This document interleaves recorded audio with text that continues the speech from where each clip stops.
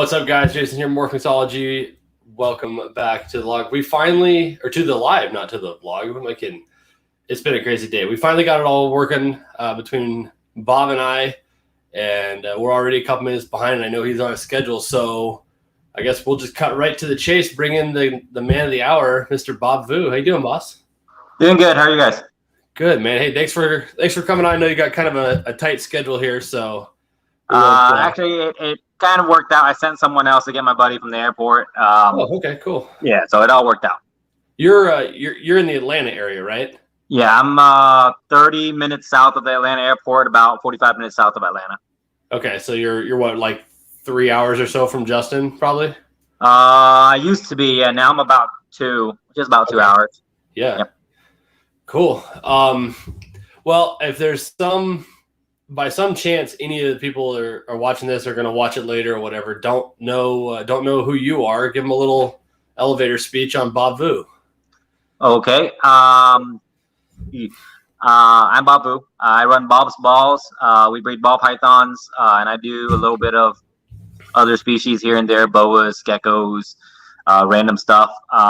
Started breeding ball pythons in 2009, right when the market was about to crash. And then it's been steadily crashing ever since, apparently. As you can see, we have like almost no ball pythons left for sale because literally as soon as we hatch anything, they literally ship right off. But ever since 2009, the market's been really good to us. In 2016, I decided to go full-time and quit my day job. I was a financial advisor and insurance salesman before that, and I was helping recruiting and training people. And I got tired of just putting on a suit and tie every day. So in 16, my now wife, girlfriend at the time, told me if I really like snakes that much, I should just pursue it full-time. So I quit that, and since then we've been doing really well. Everyone's been very supportive. So 5 years full-time now. We just finished this facility last year in August. We moved in here in August, which was really the perfect timing because I couldn't afford to build this building this year with the lumber prices. So it's been a blessing for sure. That's cool. I remember seeing all your posts last year while it was going up, and you see that the first picture is just a super bright white empty room, white everywhere and that. So I saw it was gonna be pretty cool looking when it's all done. Right. Yeah. No lack of lighting, that's for sure. Right. So the whole deal was that in my old room, I noticed like when I pull snakes out of the eggs or I take them out of the tubs, they don't quite look like what they're supposed to. You lose all that color in the lighting, the way the room's set up. Right now, I feel like as soon as I pull snakes out or I just snap a picture of them in my hand, it's a better representation of what the snake actually looks like. So we got the whitest lights possible. There's not a yellow tint to them. Like my old room, there's kind of this yellow tint to them because of the bulbs we're using. So I swapped everything over to white LEDs. And the room reflects the light really well. The floor is white. Everything's white. So it reflects really well. For anyone that's watching that hasn't seen the room before, this is what it looks like. Yeah. The thing I like about your place is you got a lot of room. Like right. Physically room to move around and work and that kind of thing. It's I'm working in 160 square feet here. And what I've got, but it's just, it can be kind of tight too, just in maneuvering and whatnot, especially with the bigger snakes that I've got. It's kind of hard to work with sometimes. Right. You've got a lot of that floor space, and for you've got employees, I take it, right? I have one full-time employee, and when I was building this room, I was using a lot of his input because he's going to be the main one down here washing tubs, moving stuff around, breaking down cocoa. And I was talking to Will Morrows this morning. He was looking at building his own facility this year or probably next year when lumber prices go down. Well, I don't know what's going on in Canada. But I was telling him he wants enough floor space so that you can swing around with a 70 series tub and have enough room to move it around and not have to, maneuver it weird. We have enough room here to push a cart across the room, have a giant cart of cocoa that I push across the room from the baby side to the adult side. I don't want to have to kind of like squeeze around anybody if I'm working in here while he's working in here. I can push my photo booth from one side to the other to take pictures if I had to, just stuff like that. And planning this room, if anyone's planning a reptile room, always plan ahead to add your water ahead of time. That was the biggest mistake we did with our old snake room, is planning the water after we're done building everything, and kind of just having to jerry rig it in and putting it into the side of the room. This one, we went and did water in the ceiling, so there's drop down water. It's a lot more convenient. There's one water station every 20 feet or so, so it makes it a lot easier for us to clean and freshen everybody's water. Yeah, that's sweet. I did that with this one. I planned, not that extreme, but I planned originally. I was like, I'm going to have a big wash basin. I want hot and cold water in here, and then I figured out a way to split off, and I've got a kind of like an accordion style hose, right? That's in a pipe under my counter, so I could just pull it out. I can reach all the way back to this one with no problem, and then it just recoils back up into that pipe, so it's up out of the way, you know. And right, that's perfect. It's been a game changer just having that and having the wash basin, because in my last house I had the little like utility sink in the separate room where my laundry and all that was, and I was doing all the waters with like a gallon pitcher or whatever, you know. Right. You get to 100 and 200 and however many tubs you've got, that's just unrealistic, you know. Right. That's what we were doing before. I had a whole cart, so I have these carts, and there's 1 gallon jugs of water on every cart. On the full cart. I mean, we're having 20 gallons of water, push it across the room, fill up all the babies, you know, change them all out, and then go back and fill it up. Heck, it takes 10 minutes just to fill the jugs back up, you know? Yeah. So you're just wasting so much time, and especially if you're paying an employee, they're wasting time. So you might as well spend the money and then do all the, you know, everything possible to make it as efficient as possible. And I was telling people, if your cleaning method's efficient, you're just going to be able to do it more often and do it easier. You won't kind of dread doing it, you know? Yeah. What kind of insurance were you in? I did life insurance mostly, and then we did a lot of retirement planning.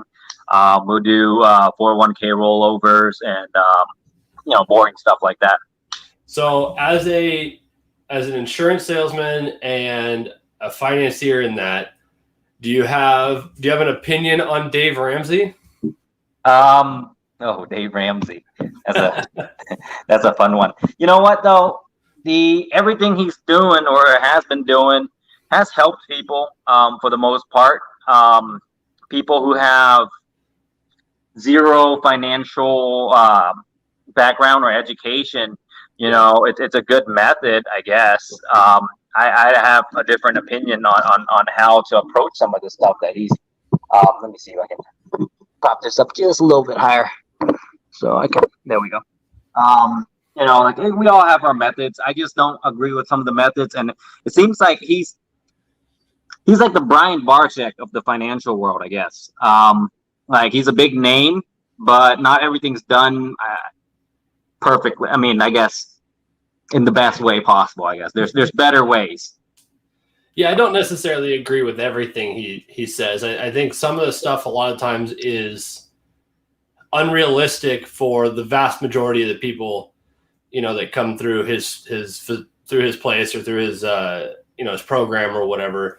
You know, just simple. And there, I know there's only so much time on the radio and whatnot, but simple things like he constantly, you know, he harps on, you know, paying off everything, closing up the accounts, you know, no debt whatsoever, and eventually you'll have a credit score that's indeterminable or zero, right? Right. And you just pay cash for everything. And then in the very next step after that is getting a house, and it's the only form of debt that he doesn't get mad about is a mortgage. I'm like, well, as soon as you do that, you've got a credit score again. So why are you destroying it before you get there? Right. So here's the big problem with all that.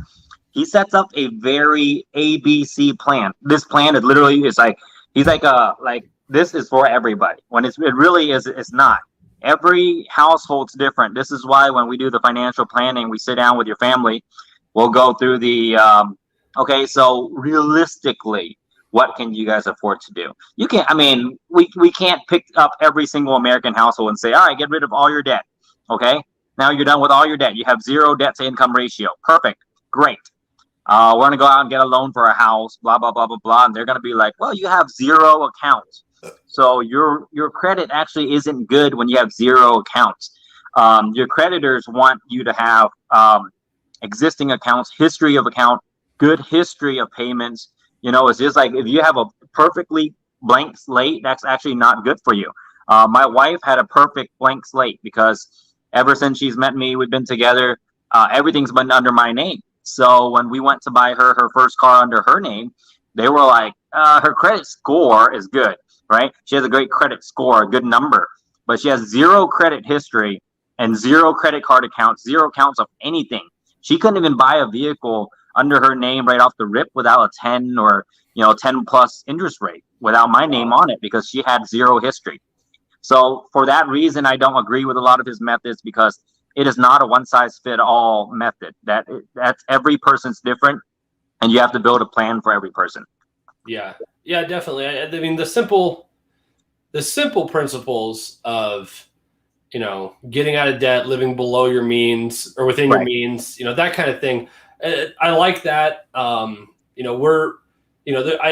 don't need to have a credit card for every store I've ever shopped in and carry a $5,000 balance on all of them. But so I'm, we're closing and paying off stuff, but I'm going to keep one valid credit card for my wife and I, and we're going to use it for gas and groceries just so it's alive and healthy. Probably going to pay off the cars and just not have car notes just because I'm tired of a car payment. But, stuff like that, I think that's wise. The one for me that I'm going to really enjoy getting to when we get to that stage is the 6-month emergency fund. Because I've never had that kind of safety net. Right, the nest egg, right. And that's huge. My wife's car, we had something wrong with the AC in her car a couple weeks ago. It was 90 degrees here last week, and I've got a 9-month-old daughter. And I'm like, and I went and take it in. It's a $600 deal. Like, shit, that could be crippling if you're not, if you don't have some kind of backup, And that's what leads people down debt usually. Like the problem here is that most standard American families don't have a $500 emergency fund set up. They blow a tire or they get sick for a week, they break an arm, anything that can happen like that. And they don't realize that their short-term and long-term disability doesn't pay 100% of what they make. Okay, so once something like that happens, they get put in a financial bind. You see collections go up for sale. You have pawn shops are taking advantage of you, title pawns taking advantage of you. So yeah, in that sense, the 6 months plan is amazing. If anyone can do that, that takes 6 months to a year to even build up because you're not saving 6 months worth of income in 6 months. That's not realistic. But all of that's great, paying off your debt. Now, here's one thing I don't do myself is I don't pay off all of my debt really quickly on my vehicles and my house. It doesn't make financial sense because my house interest rate is 2.875. My vehicle interest rates are 3%. So with that in mind, that your money can make more than 3% a year, more than 4% a year, 5% a year. You really, honestly, should be averaging anywhere from 8 to 10% a year. If you're a good investor, you could be anywhere between 15 to 20% a year. So it doesn't make sense to take $30,000 to go pay off a vehicle when the interest rate's 3%, when you can take that $30,000, go make 8% and enjoy your extra 5% instead. People who pay off a home early, it's great because it gives you a sense of security. You don't owe any money, but your home interest rate is only 2-point-something%. I get it. It's a huge number that you owe, but you're making so much more money with your money down the road. However, if you are not financially savvy and you're not a good investor, then yes, pay off those vehicles and that house, because what most Americans are going to do when you put $5,000 in their pockets is that they're going to spend it. They're going to go and buy a big screen TV, buy this, that, buy that, instead of investing that $5,000 and making your 8%, 10%. They're going to go blow that money when they could really just go ahead and pay off that vehicle and save themselves 3% in interest, I guess. So that's the only difference. Herbert, the stream sponsor from HB Reptiles, he says that his financial plan is spend all money on reptiles and be broke. That's a good plan too. That's what I advise all of my snake friends to do. Yeah, and Jacqueline said she did the same, except she decided to build a building during the COVID lumber prices. So it cost her 3 times as much this year. That sucks, dude. I don't know what I mean. I get globally what the hell's going on, but it's insane. Like I just put a shed, an 8x8 shed in my backyard, and I built this frame for it so it's elevated because I got snow and whatnot, and I had to buy 3 8-foot or 3 8-foot 2x4s to finish the piece. And so that was $55 or whatever it was. And then I had to go back and get 3/4, 2 4x8 sheets of 3/4 ply for the top. And I ended up buying like cabinet grade oak because it was cheaper than OSB or plywood. And they were still $70 a sheet or whatever. Right. I picked the worst time possible. I called ARS in February or March. I ordered 300 mice tubs. We ran into this issue last year. We ran out of mice. All of our suppliers ran out of mice. The guys that usually sends me 200, 300, 500 mice a week ran dry. So I didn't want to run into that problem again. My employee says he can handle 400 tubs of mice, no problem a week. And I said, okay, let's do it. So I ordered 300 tubs. I want to try it out and build 200 mice tubs. Well, by the time I got the tubs in from ARS, you already know it's like 10 or 12 week wait. By the time I get the tubs in and go get wood for the tubs and all that, and I'm like, man, I could have just bought ARS racks. It probably the racks in here. I didn't have to assemble them, But we ended up building 4 mice racks. It holds 100 and something tubs. That should keep us most of the part through the summer, and then I'll build 4 more. During the busy season, we run through about 1,000 mice a week. So and I don't want to depend on anybody for that this year. So hopefully that'll help us out some. Yeah, I'll tell you, I wish I had access to a live feed supply.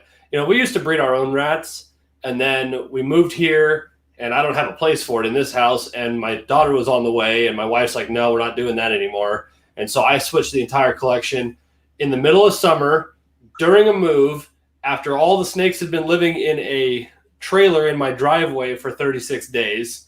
I then decided it was a good idea during the breeding season, decided it was a good idea to switch everything to frozen thawed. Last summer was a nightmare trying to get things transitioned. Where are you out of? Southern Montana. Montana. Geez, I don't know that many snake breeders there, so I can't even help you out. Like if you were like closer, I'd have a ton of rodent breeders for you. But honestly, there's like a national shortage anyways. Florida guys call me constantly to get rats. Yeah. We produce. Our goal for the end of the year is to have 10 storage. We breed them in storage containers, in the 40-foot storage containers. So by the end of the year, the goal is to have 10 storage containers running and getting production going. Right now, we're selling about 3,000 rats a week live. And honestly, I hate selling frozen. I hate having to freeze rats. So I prefer to sell everything live. But hopefully by the end of summer, towards October area, we'll have 10 storage containers running and getting the rats running for this area. So instead of having 10 storage containers with a crypto mining farm, you've got them with rodent breeding. I wonder if like the local like police departments or like SWAT teams are ever looking at my buildings going, that's a lot of energy he's pulling. Because my house, we did a power upgrade here. I'm residential, but I don't have an HOA or anything like that. We have a few acres here that I bought. So it's kind of not really private. I have next door neighbors and everything, but not close enough to it matters. But I had to call and get a power upgrade to a 400 amp service. And they came out here and they were like, what do you need all this power for? And I'm like, none of your business. Just like do your job. I think you're probably like growing weed or something like. Oh, you're starting to break up on me a little bit here. I said it's probably like they thought you were like growing weed in those containers or something. You're sounding like a robot. Is it still there? Yep, I can hear you. Oh, weird. Okay. Huh. If Herbert says he's got over 1,000 frozen rats and nobody wants them, send them to me. I need them. Oh, there you go. I got you back. 1,000 Okay. rats. Jeez. Yeah, I could probably feed that off. I mean, I probably have enough females that are willing to take frozen because I don't feed frozen thawed. There are a lot of girls that they're not used to it, and I'm not used to doing it. So I don't want to stand there and dangle the rats. But the boas, boas will eat anything. Ball python can kill a rat, spit it out, and boa will still take it. And my yeah, no tegus will eat doubt. it. So My freaking doom rolls, those things they're vicious when it comes to feeding. boas will eat anything. It don't matter. That's what you keep them for. Yeah, exactly. That and my carpet pythons, man, they'll eat anything too. I have my one female carpet python I got from Chris Sexton. I don't know if he's in here yet or not. She has jag in her, so it's like spiders. So she's the wobbly carpet. And yeah, you open her tub and she flies out about this far, and then she's like upside down underneath the tub trying to find it. Like dude, I don't know what it was last night because Monday nights are my normal feeding after I put my daughter down. And I had like a 70% miss rate, like striking and missing. I don't know what was wrong with everybody yesterday, but they were not hitting it right. Too hungry. They're too hungry. I guess, man. It's finally coming around. I've still got some problem children, but I'm up to probably 85% consistently now, which is, that helps. That's nice. That's really good on frozen thawed, though. I mean, that's a really good rate for frozen. Yeah. How many animals are you up to now?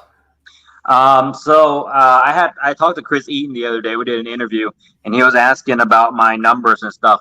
So in this room, like, apparently there's been people like, I guess people talk. It's okay.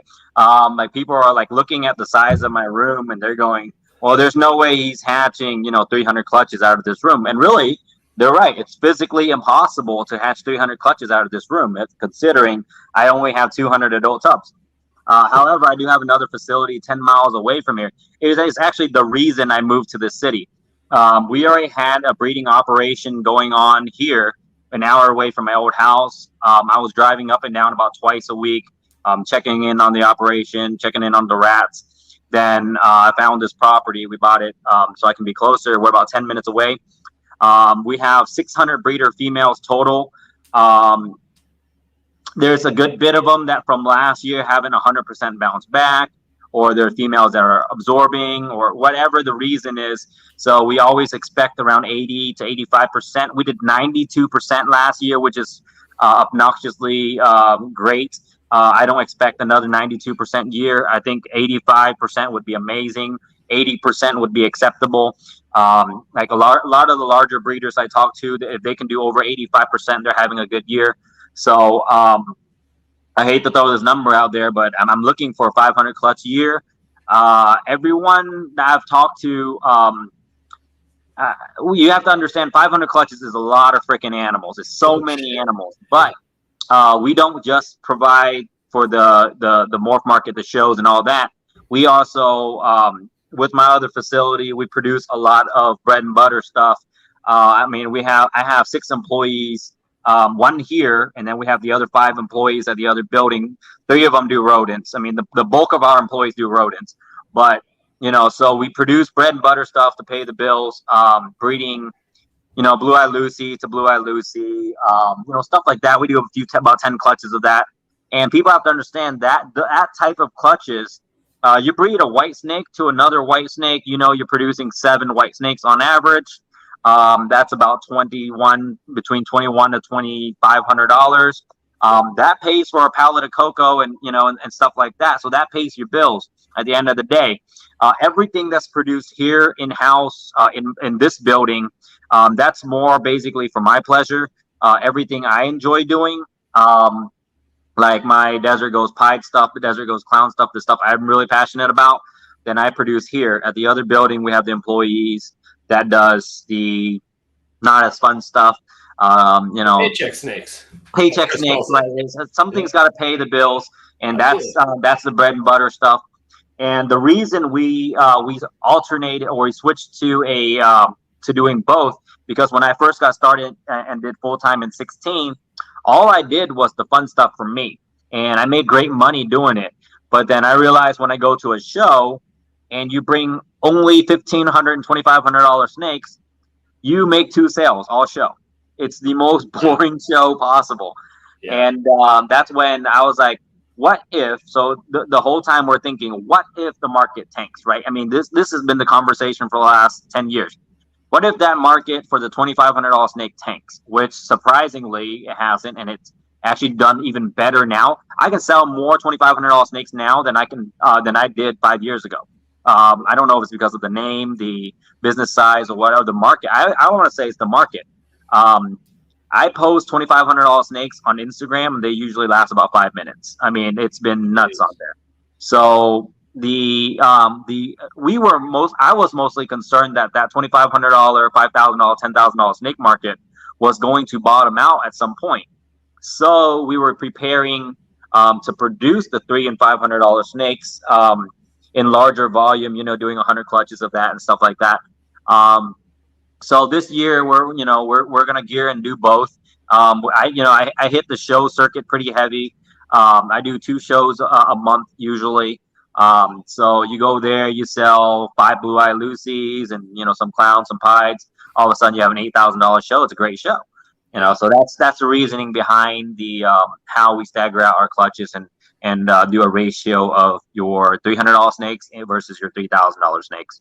But that's just my marketing strategy. That's nuts. 500 animals though, or 500 breeders is nuts. Like that's insane. Because you're producing what, 3,000 animals a year? This year is the goal. Last year we didn't do that. Last year we did 230 something. Let me see, 230 something clutches over there, and then over here I did the 6. So we did about 290 clutches total last year. We're amping it up big time this year. We held back a ton of animals from last year. And the reasoning is, or not the reasoning, the way it just worked out was I was holding back all these females thinking, okay, I'll just replace my other females. And this year we didn't even produce enough animals to where we got to a point where we couldn't sell them or had to wholesale or anything. Really, we went to shows and ran out of animals to sell. I canceled my last 4 or 5 shows because I don't have animals. I have show vendors call me and to set up shows, and I haven't done a show in over a month because I don't have animals to sell. And that's with us doing 290 clutches last year. So I held back a bunch of females from the last 2 years. We grew them out with the anticipation of replacing some of the older females. And then one of my business partners was like, hey, why are we selling ready to breed females when we can just literally breed them ourselves? It's not like me and him are the one cleaning tubs. We have employees for that. So I'm like, well, then let's just keep them all. Just buy more racks. We call ARS, got 10 more 55, 40 racks, and just kept everything. Fuck. Jeez, man. And here I am. I got 4 from last year. I can't give away. It is part. I mean, I obviously am not the same size name that you are, and haven't obviously been around nearly as long. But there is a big part of it that is the location. I mean, I just don't have access to shows. Right. We've got 1, maybe 2 shows a year here in town. There was one a couple weeks back. It's about 5 hours from me. And then the next closest thing is Denver. And that's an 8-hour drive.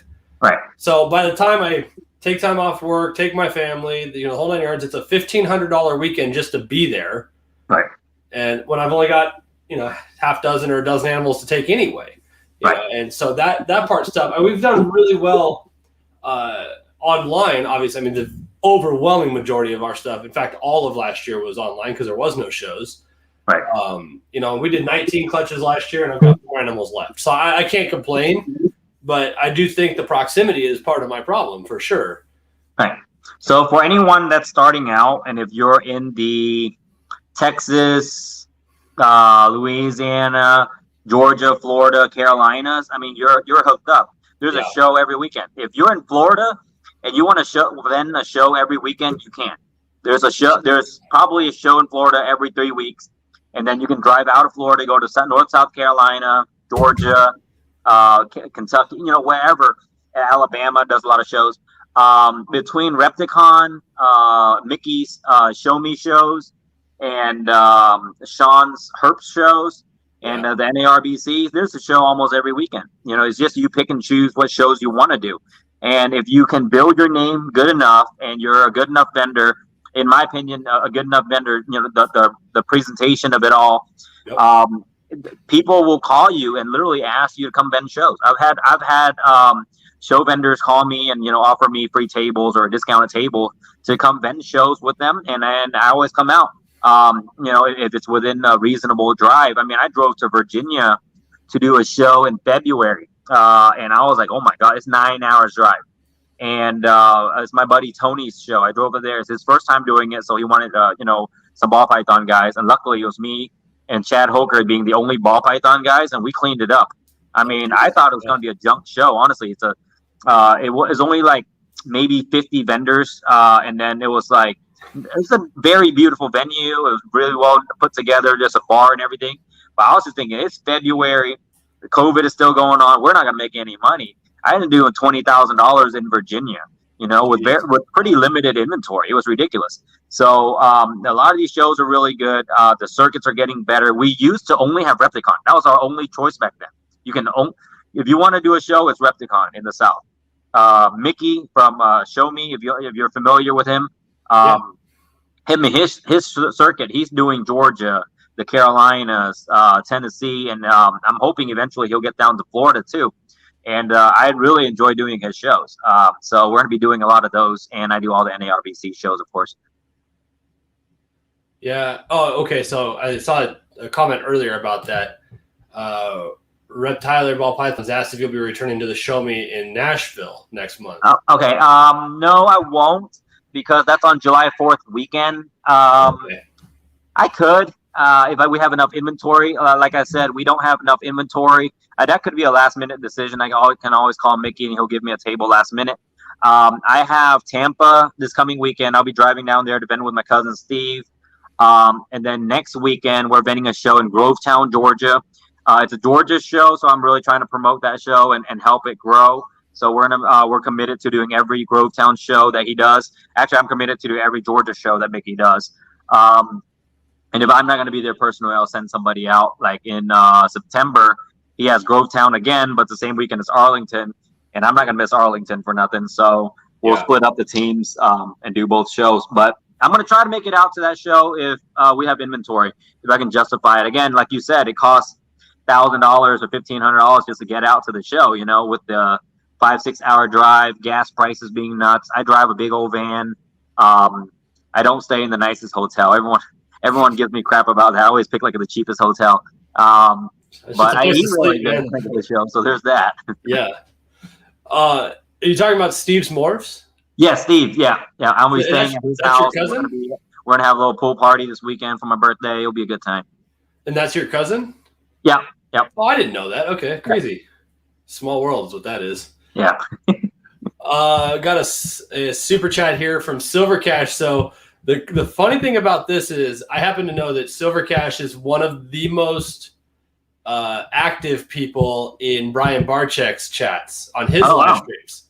And so to have him over here is pretty cool. It's the first time I've seen him cruise through that I'm aware of, but he says he appreciate the DIY racks and saves him tons. So, I don't know how much of my background you're aware of, but my name, I guess the way to put it on YouTube, came from all DIY stuff.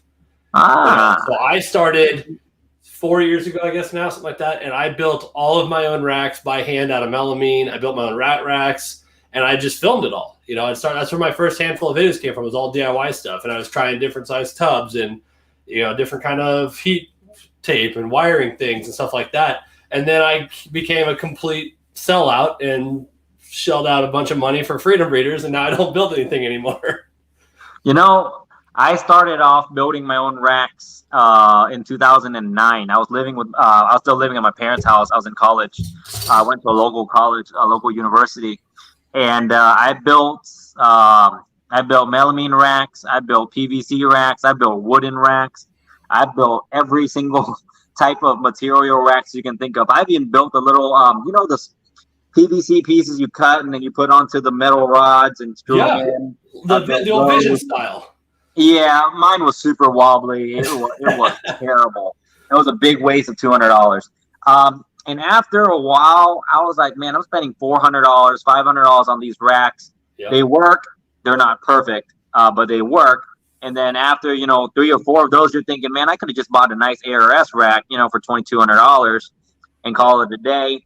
I think I went to a show, one of our first few shows we've ended in Atlanta with my buddy Phil McCormick back then. I did $8,000 that weekend. And I came home, that was my first ever, doing more than $5,000 at a show. That was like the validation I needed to become a snake breeder. So I came home and I'm looking at all of my racks. You have those tubs that stick, so you're like jamming them in there, water splashing everywhere. Yep. You have those. You have the racks where the lip is just a little big, so you have to put a piece of wood shimmy under it so the snake doesn't get out. So I'm looking at those racks at that point. I'm going, man, it would be nice to get some of these racks these professionals are getting. So I actually found 2 ARS racks on Fauna Classified. Okay, this is when people still use Fauna. And I found a guy in where was he? It was in South Carolina somewhere. And he had 2 brand new 70-30 racks that he was just getting rid of. And he was wanting $2,800 for both of them. And I was like, shoot, I'll take them. And so he delivers them to my house for $2,850. So $50 delivery. He delivers them, and I asked him why he's getting rid of them. He bought 70-30 racks for hog noses. And I was like, I'm not a professional by any means, but hog noses are like the size of a, it's not a big snake. I'm trying to, not a big snake. For like a whole colony. Right. I'm like, how many hog noses are you putting in there? So I ended up getting 2 racks for $2,800. It was a deal. So as soon as I bought those, and then I used those for a year, I never went back. I literally called ARS every few months, order, I make a big sale. I call ARS and order another rack. After they came out with the hybrids, that has become my favorite. The hybrid 5540 is my all-time favorite rack. You can keep breeder females up to 3,000 grams in there if you wanted to. You can order them and get half of them in the 70 series, the other half in the 55 series. I mean, it's really a perfect rack. But that's enough plug for ARS for today. That's how this one back here is built. The bottom 2 levels of this one are 70 tubs from Freedom Breeder. Oh, nice, perfect. Yeah, I mean, like they're so versatile, Yeah. But I expect a good discount from them after this plug. That's right. Yeah, and I gotta say, is there other than you getting the deal on the first 2? Is there any reason why you stuck with ARS as opposed to Freedom Breeder? You know what? I hate this part is that because I was with Brian, I've been good friends with Brian for a long time. So I bought my first 1065 from him, and I love the rack. And I'm super OCD, so I want all my racks to match. I want everything to match in the room. So I don't want to have to resell these racks and then go over, because I'm actually also good friends with Jesse from Freedom Breeder. Yeah. Every time I see him at a show, we say hey and stuff. But I hate that I don't buy his products, But then, after a while, you learn to just be like, okay, I'm a brand loyal guy and we can be good friends. And, I support your product. If anyone asks, I'm going to give you a great review because I know you make good stuff. Yeah. The same thing is with Debbie. Debbie from Reptiles. I love Debbie, but I've been with Reptiles Express since she was with Reptiles Express. She was the main reason I stayed with Reptiles Express. But I've shipped over 2,000 packages with Reptiles Express.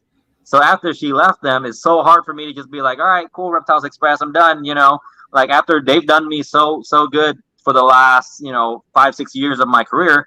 I get all my shipping supplies through them. I ship through them. I've shipped through them for the last 2,000 packages. But again, I love Debbie. I just don't do business with her as much. I mean, I still buy a lot of stuff from her at the shows. And every time I see her, it's a good time. But no, there's nothing wrong with Freedom Breeder racks. They're great racks. A little pricey for my taste. I'm cheap also on that. So, and honestly, I love the ARS look. I like these the matte gray look over the stainless look. Yeah, it's tough because I was back and forth so much about it because I knew it was going to be a big investment last year. Right. To outfit the room the way I wanted. There's a couple of key factors for my application just because of the space I have to work with that move me towards Freedom Breeder. I know that ARS is working on getting all of their series up to the removable tops, the inserts. Right. That was a huge one for me. I like that feature a lot. You can take them out and wash them. but the big one, really the big one was how interchangeable each of the levels are depending on which size frame. The small frame with the FB10s and the 20s and that are all interchangeable, and the big frames with the 40s, the 70s, the 80s, the 90s, the 2 boa drawers down here. Like this rack that you're sitting on has a stainless top, bench top, a level of 40s, a level of 90s, and 2 levels of 66.5 boa tubs. Right. For my application, that was huge because I could do all of that in one shot.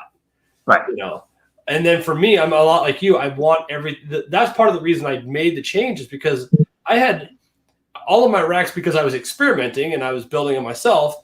You know, none of them are perfectly in line with each other. They're all not exactly square or straight or whatever. I had like 7 different styles of tubs in here, and I just got sick of the fact that nothing matched. Right. You know, and now I'm going to order another one that looks identical to this, and it's going to fit the spot next to it, and this entire wall is going to be, you know, perfectly in line, and it's going to match, and everything lines up nice, and it's just like, for me, that was huge. But I think the versatility of the interchangeable levels up and until ARS came out to 5540 was the game changer as far as Freedom Breeder is concerned. Right. You know what I love about the reptile industry now, especially with the newer guys. I consider myself one of the newer guys. You know, I haven't been in this 20 years or whatever. Like when I go to shows and they talk about the good old days when they were selling albinos for $30,000. But what I'm really liking now is like how much attention to detail every new person is looking at when it comes to their room, their racks, their look. I go to shows and there are some of these guys who I steal ideas from. I go to them and I'll be like, man, that's a nice lick setup. You know, like wonder where they got that from. I go over them like, hey man, where'd you get your, you know, business card holder or whatever? These new guys have had like literally they produced their first 10 clutches last year, and they're teaching me new things about setting up shows. They're coming up with their own cool shirt designs and stickers and bracelets and all this cool stuff, all this cool merch. And honestly, I've had a lot of breeders give crap to those guys like, oh my God, this guy's got, you know, a gazillion stickers and is his 2nd year breeding. You know what though? Those guys are putting a lot of effort into their brand, and you got to appreciate that at some level, you know, and it's forcing these other guys to step up. You know, like when I was one of the new guys coming in, I got a lot of crap for that too. I came in, you know, Facebook business page and T-shirts and polo. We have matching polos for the shows and you know, big banners and all this stuff. And I got a lot of crap for that.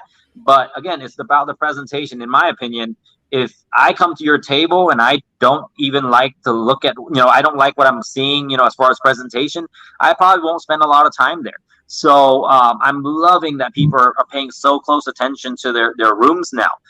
You know, I'm looking at some of these people post their rooms and it looks awesome. You know, they're having racks, homemade racks. I'm watching some of these homemade racks and they're using routers and all this stuff that I didn't use when I was younger. I was literally like aluminum taping down heat tape, you know, as much as possible so it doesn't peel.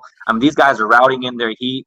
And they're making it look awesome. They're building these custom incubators with flashy lights, and it's great for the industry. Honestly, those are the guys that spend the most money. And as breeders, you depend on those guys. You need those guys. You need those guys to tell their friends about this stuff, so you can add more people to the pool. You know, but that's like I'm trying to work on learning resin right now because I made a set of coasters for my room that have that have my stickers laid in them, and they're done in black and orange. Oh, that's very cool. Resin work, huh? I see a lot of that around. I've seen that online in some of the groups. It's fucking hard, man. It's hard to get it right. No, let me see. I know I had some of your stickers on here somewhere. I'll take a peek at it later. Got another super chat here from Silver Cash, freaking dropping a bomb. Oh, chat. Appreciate it. Glad I'm able to catch a live podcast. I work so much and breed feeder rats. On average, 1,000 rats, and I've got 8 ball pythons between you and Brian. Huge inspiration. So I appreciate that, man. Oh, awesome, man. If I remember, is that 1,000 rats a month that you're producing and selling? That's a week. Yeah, it sounds like probably 1,000 a month is what I'm gathering from that. Yeah. Yeah, I mean, if you're producing 1,000 a month, or let's say a week, I actually know a few guys that only breed a few snakes, and they produce 1,000 rats a week, and they sell them for anywhere between $1.75 to $2.25 a piece. That's good money, man. Yeah, Every week. I was producing about 300 to 400 a month on my level, and it was enough to feed my collection and supplement the local pet store about twice a month usually. So for the people who send me their stickers, this is where they go. Let me see here. Oh, this way. And what's that on is that on the side of a cart? Yeah, this is the side of my my work cart here. So this is my workbench. This is where all the shipping happens. All the shipping supplies, heat packs, and stickers, a gazillion stickers. We burned through a gazillion stickers. But yep, all the stickers end up going on here. I was putting them on an incubator before, and then we replaced the incubator with this new incubator from Sea Serpents. There we go. Yeah. So I ended up losing all of my old stickers, and I didn't like that. So I put it on the cart that I'll probably always keep. So that helped. You got anything pipping over there? Yeah, we pulled a few babies this week.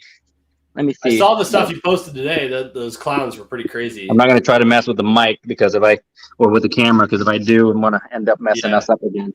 Let me see here.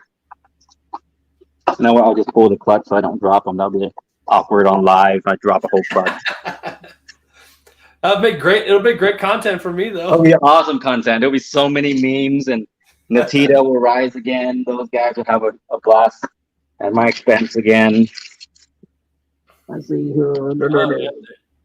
These tips yesterday. Oh God, I'm so bad with this. Yeah, everything's backwards. Jeez, where's my camera even at? Oh, there you go. Some random stuff right here you're looking at. I think that's a spot nose cinnamon, lesser clown. Should be leopards in there somewhere. There's a leopard cinnamon. No, yeah, leopard cinnamon clown. I actually have never produced that in the 2-gene clown before. I've made leopard cinnamon combo clowns, but never a leopard cinnamon clown. So I finally hatched one of those, and that's a pretty cool one. And then we have a desert pied het desert ghost clutch, leopard pied het desert ghost stuff. That's pipping. That's fun. But yeah, that's I guess I'll kind of take a little tour around the room. Yeah. So what's that poster on the wall say? This is my $1 million poster. My buddy Charlie got me this. It is basically reminder of how much money I got to make a week so I can make $1 million this year. Always a little inspiration. Ozzy makes a really great video breaking down how to make $1 million selling ball pythons. He averages $30,000 per clutch. So you can imagine that's not a ton of clutches to make $1 million if you're averaging $30,000 per clutch. You know, if you're doing $30,000 a clutch, 50 clutches, you're there minus expenses. You know, you end without expenses. So, but again, don't let Ozzy's number get you guys, down or anything like that. You have to realize Ozzy's been doing this for a gazillion years. He's been in this longer than he's probably been breeding ball pythons. I don't know, 20 years probably. So you got to consider also that he's had 20 years to hold back females and hold back powerful males. So you can't just boom, and I've seen people do it, make $30,000 clutches, but not consistently at that level in their first few years. New guys like Miguel. I mean, I just got off the phone with him earlier today. He's banging out $30,000 clutches in his third year breeding. But again, he invested in, $8,000-9,000 males, $15,000 males. And breeding you can easily do a $30,000 clutch when you breed a $15,000 male to a $5,000 female. But the more realistic number, like again, Dave Ramsey style here, the more realistic number for most people is this, in my opinion. Okay, this is a realistic number. $2,700 a clutch is very realistic. $2,700 is 8 eggs of blue-eyed Lucy's. That's all you got to do. Or a clutch of pies is $2,800. stuff like that. That's a very realistic number for anyone, in my opinion, to attain. That's you do that, and all of a sudden you do 50 clutches. You had a great year. I was just to say 52 of those clutches is still $1 million. 100 and something $1,000. Your math's a little off, but it's okay. Look at me, my math's good. Oh, that said a day, didn't it? Not a week. That has to be by the day. So yeah. Okay, got it. Yeah. If you're doing this per clutch and you're being really realistic, right? Yeah. Being realistic with yourself, you're doing $2,700 per clutch, okay? And you're thinking, I mean, I've had a lot of guys. I've had this chat with a lot of guys where they're like, okay, I want to do this full time, or I want to supplement my income. If you're doing $2,800 per clutch and you do 50 clutches a year, which is basically you're housing 75 breeder females, and you're only expecting 2/3 of them to go. Yep. That's $100,000 a year, in production. Of course, you're gonna pull, that's at $2,700. You're gonna have your $5,000. You're gonna have your $10,000 clutches. That's gonna be your holdbacks. But here's my breeder wall. Here you can kind of see anything with a red sticker on it. That means the female is already good to go. We've ultrasounded. She's over 30 millimeters. Then that means we're gonna get eggs at some point this year, probably within the next 2 months. If it has a little dangly clip on it, there's a male in there. It's storming tonight, so we're slinging males around. Sorry, I'm moving frantically all over the place. I'm trying to get the camera right. So here is where we keep babies. You can see we're very short on babies, even with 290 clutches last year. We really don't have much to sell.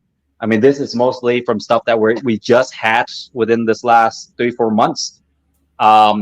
We're kind of empty, and then here's my holdback racks. All the fun stuff's in here. I know you're probably like cleaning and recirculating and whatnot, but it bugs the shit out of me when the racks are not full of tubs.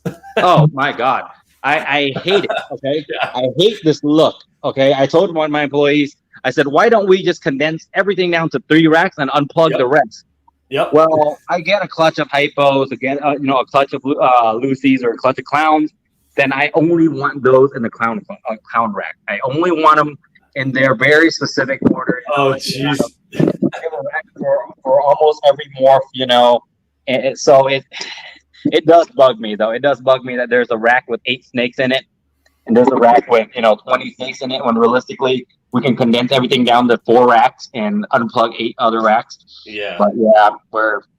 You're even more anal about it than I am. Like these are all arranged in columns based on the genetics, like the recessive that they work with or whatever. But right.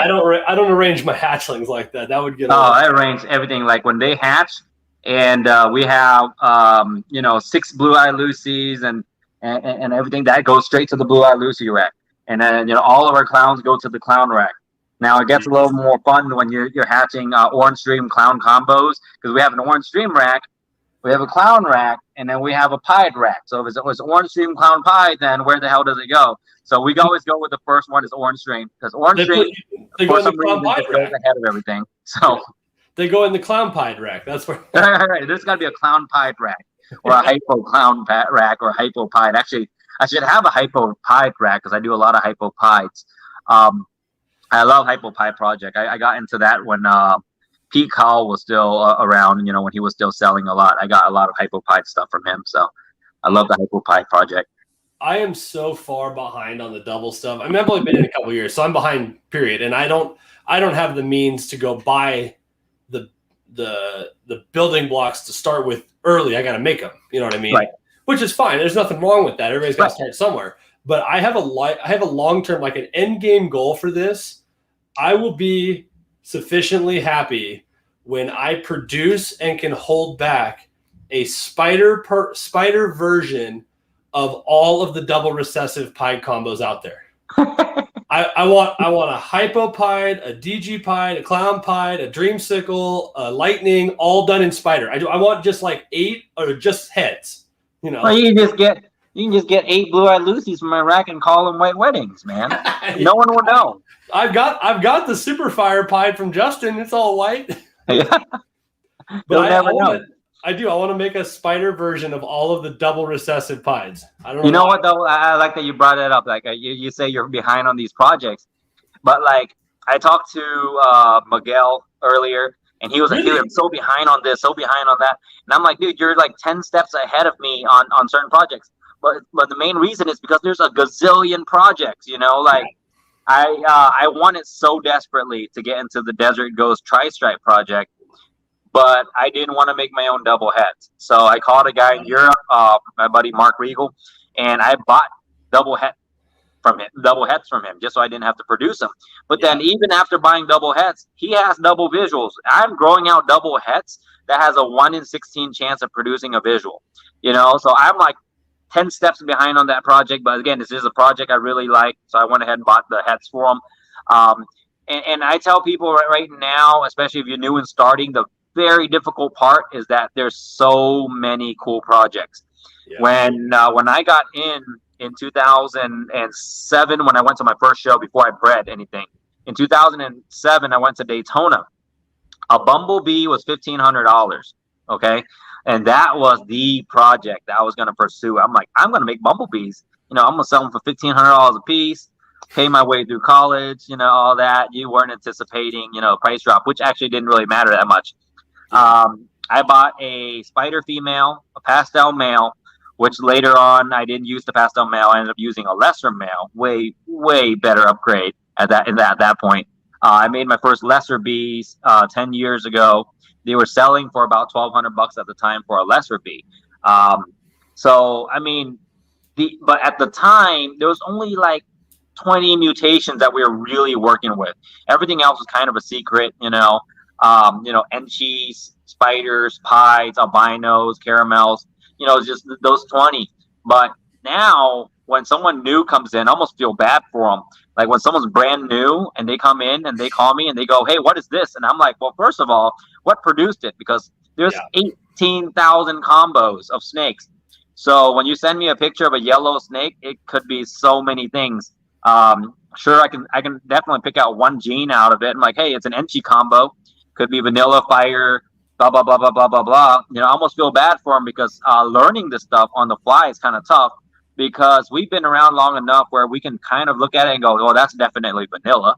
And they're like, how do you know that? I'm like, well, look at the head. It's slightly erased or whatever. Or that's definitely orange stream because the tail's reduced. And, you know, so it's very small stuff that we're able to pick up because we've seen 10,000 ball pythons before. But I almost feel bad for these new people. It's so much to learn. It's so many projects, right? So how do you decide what project, you know, it's going to be your specialty project? A lot of guys back then when they got in 10, 20 years ago, I have a good friend, Brian Love, all he does is pieds. His whole collection, every animal is a pied or a het pied. That's awesome. So it's very streamlined. When I was starting, I only wanted to do orange streams and pieds. I did a lot of pieds, but I only wanted to do orange streams into everything. I bought my first orange stream. I'm trying to think what the year was. I know I paid $4,000 for it, so I don't remember the exact year. But I bought into this orange stream. Everyone said I was stupid because it looks kind of normal. And you know, it's a nice normal. And I was making orange stream combos after that first year. We're selling them for really good money. I made my super orange stream combos in 2015. I made my first super orange stream combos. And my moment of validation was Justin Kabilka messaged me and said, those are really nice super orange stream combos. And I was like, holy shit, I made it, dude. I made it somewhere, you know? So, but yeah, if you're coming into the industry and you feel like you're behind on projects, pick one or two projects that you really like. And I think just pursue the few. Don't get one of every project. I've seen that's kind of a big problem. They'll buy like an albino combo, a xanthic combo, a pie combo, a clown combo male, and then, you know, one female for each. And all of a sudden now they have like a 10.10 collection of, you know, it's just not a good way to go about it. And then your female didn't grow fast enough. So now you got a male that's sitting at 900-gram male that hasn't bred in 3 years because your female is growing slow because you bought a pair, you know. Got it. So I've gotten a little bit smarter. And now when I buy projects, I like to buy 2.5 of everything. You know, if I'm buying double heads, I want 2.5. If I'm buying into a project, I want 2 males and 5 females of that project if possible. So for new people, if you're looking to invest into a project, I say pick 2 or 3 that you really like, especially for now until you grow to where you can house and hoard animals. And before you decide, hey, I'm going to do this project, this project, this project. Well, I saw this on YouTube. Justin posted this, and then they all of a sudden I feel like they almost get overwhelmed with the amount of projects there are out there. Yeah, I don't want to miss these. Silver Cash. You can cut me off anytime. I ramble on forever. Oh no, you're good, man. That's half the battle with doing these things is keeping people talking. So you're good. Silver Cash came back and said, yeah, he does 800 to 1,000 a month in feeders. He says he definitely makes bank, but his area there are only 2 breeders, and he offers mostly frozen and live, but offers frozen and live. So okay, so he has the same problem I do. He doesn't have the location. Mm-hmm. Yeah. So Silver Cash, if you don't mind, I mean, it's going to cost you another $5 probably to send this comment in. But where are you located? So I'm assuming because you're commenting on a lot of Brian's videos, you're in that area. If you're in Brian's area, you're also near Dave Levinson. And let me see, you're up in the middle of nowhere near Tinley area. There's a lot of breeders in Chicago. My boy Levance is up there. So, I mean, you've got a good basis if you're willing to travel, and I understand traveling with rodents is a pain in the butt, but if you're producing 1,000 a month on feeders and you're making $2,500 a month on feeders alone, there's no reason why you can't do 2,500 rats a month. At first we were selling 1,000 rats here a month, and I was like, man, that's really good money. We're paying for all of our rodents, we don't have any cost. And then all of a sudden we're selling 1,000 rats a week, and then now 2,000 rats a week. There's definitely a demand. If you can get around some of local pet shops, your local pet shops, as long as it's not a major box store like PetSmart or Petco, will buy rats from you. They'll buy 200 rats a week. They can move them for good money.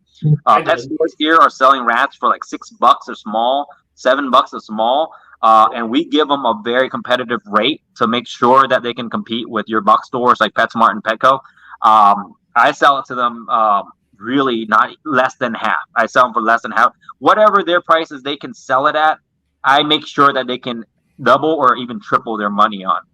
So as long as you take care of them, they're going to consistently buy 200-300 rats a week if you can find your local pet stores, man. Yeah, and just like everything else, because there's a shortage, the prices have gone up. I swung by my local pet store that I used to supplement with rats regularly. I don't bring them anymore now, and I stopped by and I bought three smalls and 3 mediums, I think, something like that. It was $45. Yep, it was insane. Yeah, and I just ordered 400 rats from my supplier for $565 delivered. Right. So I mean, after breaking down the cost, it costs us about 30 cents to produce a pinky. 30 cents is feed, bedding, and employees, to produce a pinky. Now, if you're going to grow it out to a small, a medium, a large, your cost goes up. So you're looking at your profit margin. If you can make a buck a rat, you're doing pretty good. And now, however, we did increase our price over the last 2 months because our feed price went up and our bedding price went up. We used to get a pallet of bedding for this price. Now it went up by $100 or whatever. We have to tack that on to the rodent pricing. So for my local pet stores, I'm sorry, but you can kind of adjust. I'm hoping feed price after harvest season will go down. But yeah, man, I know how much it costs to produce a pinky. It's not over 50 cents. It don't cost 50 cents to produce a pinky. So if you can keep your cost under 50 cents per pinky and you're selling at $1.75 to $2.25, you're making great margins as long as you're doing it efficiently. And there's no reason, honestly, Silver Cash, there's no reason you can't move 2,000 rats a month, honestly. If you just reach out to some of these local pet stores, and especially in your area, if you're willing to travel 2-3 hours, I know there are guys that'll buy rats from you. You can reach Dave Levinson. That dude's always buying rats. Well, we'll get down to it because he just dropped another bomb in the chat. I can see it up top. He came back and said he also has the same thing with the $1 million idea with the rats, with your sign in that. So that's great, man. So if you want to make $1 million breeding rats, just produce 1.5 million rats. He's going to be a rat baller, yeah. Right. And then he came back in and said he's breeding a pastel lesser calico to a soul sucker, should lay any day. Ooh, okay, that's a fun pairing. Now, my only concern in that pairing is the white snake. But again, white snakes sell like hotcakes, dude. I can't keep enough white snakes in stock, so it's okay. Yeah, because soul sucker is lesser hidden gene Woma. Gene Woma, right? Yeah. So he could have obviously more of those, but super lessers as well. Right. I'll buy all your white snakes. I just need to send you what I got left. You obviously can sell them. I can't keep stuff in stock, man. It's ridiculous. The market has been amazing, honestly. So he came back and dropped another $50 bomb in my chat. Oh wow! And he says he's on the Florida-Bama line. Oh, you're in the Alabama and Florida line. Okay. Hit me up on Facebook or Instagram later, and I can set you up with a ton of breeders in the area. I know a lot of breeders in Alabama and Florida area, and no one wants to breed rats. So I'll set you up with a few of these bases, and I know probably about 20 pet stores in that area. So there you go, man. He invested in me, and you're investing in him. That's how this all works. There you go. I mean, I just want to see everyone do well, and I mean, honestly, it's great money in rats, man. For anyone willing to do it, it's great money. I mean, there's a reason why Ozzy jumped on board again. Right. You know, all right. That man, he's one of those guys that, like, you see him make a move, there's probably a reason why. Right. I mean, that dude, if you're able to sit down with him for an hour and just chat and absorb the knowledge. I know they auctioned off like dinner date with Ozzy in Tinley, and it went for stupid. It was like $500 to go to dinner with him. And honestly, I tell people it's worth it. If you can sit down with him for an hour or 2 hours and eat and ask him questions, it's so worth it. Just the stuff, like I sat down with him in Daytona just for like 10 minutes, just asking him questions about the business, the marketing, how he does taxes, how he deals with the lawyers. I have to have a lawyer on retainer for my other business too. So, how I deal with that to integrate my two businesses together. How do I do the LLC? Do you do an LLC? Stuff like that most people don't explain, but that Ozzy does explain on his videos. Is very valuable, honestly. Yeah, I'm working on getting him on. I need to go through you, because you're the only person on the planet that actually can carry on a phone call on a regular basis with Miguel. I might as well be sending him letters with a freaking owl for all I know, because he is the hardest person to get a hold of. He is tough. He's tough. Like, so he's I don't want to throw Miguel out there like, hey, I'm best friends with Miguel. But no, like, I'll text him and he'll respond in like 2 weeks. Okay. He'll message me in 2 weeks like, oh, sorry, SA, I didn't see this for 2 weeks. And then he'll message me and be like, hey, call me. And then I'll call him and we'll chat for a little bit. We talked today mostly about the market, with him, doing the Patreon and opening up in Mexico. If you watch his recent video, he traveled to Mexico. We're exporting over there. I've only done one export to Mexico. It went smooth. Money went through perfectly. Market straight over there. We're talking about exports to Indonesia. We both shipped snakes to the same guy this week in Indonesia, my boy Steven. So we're talking more business when me and him do talk. But again, I was in Vegas. I mean, he's the most spontaneous guy I ever met in my life. Like, I was in Vegas getting married, and he had texted me asking about Desert Ghost Clowns. Okay. So he texted me asking about Desert Ghost Clowns, and I said, hey, I'm in Vegas for the day, for the weekend, kind of busy. I'll get back with you when I get home. He goes, I tell you what, I'll drive over.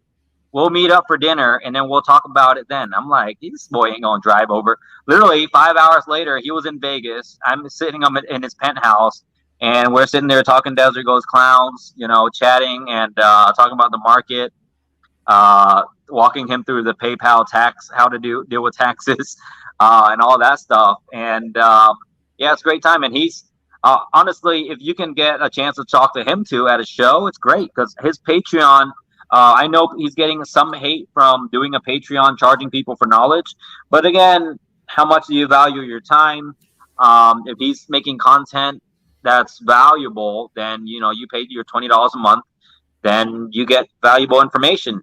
And he puts your money towards USARC or an animal anyway, so it doesn't really matter. But he has a lawyer, a tax accountant, and a few other people that go on his Patreon to discuss all this stuff for people who are starting businesses. So it's valuable stuff. Yeah, he's one of those guys. I give him a hard time because I was supposed to go to his place and meet him and hang out in that long before he ever blew up. Right. The 3-4 years ago when I was down to Jay Brewer's place, I was supposed to go to Jay's place and then to Miguel's, and he had a back injury or whatever and never happened, whatever. And that was like the last mainstream conversation I had with him because he just went to the freaking moon from there and kind of left all of us behind. So I give him shit for it, but I've never seen or met anybody as hardworking as that dude is. I'll tell you what, he freaking plays hard. And like you said, he's super spontaneous, but there's no denying the guy's work for sure. Right. And we were talking earlier and we're like, we're talking about the market and how well it's doing. And then he was kind of like discussing how some people were getting mad at him for, honestly, they're mad that he's successful, but they're saying that he's milking the market for all it's worth, and the Patreon thing, the Mexico thing. And we're like, nothing is stopping these other guys from doing what we do. Exactly. You know what I'm saying? Like the guys who do make the money in the industry or do well in the industry, nothing's stopping anybody else from doing it. They're like, well, you guys have the animals. I'm like, good, go buy animals. I'll tell you, I started this off when I was in college, and I spent my whole college scholarship check on that pastel and spider combo. Right? To buy a pastel and a spider female at the time, I spent my whole scholarship check. And I was a broke college student.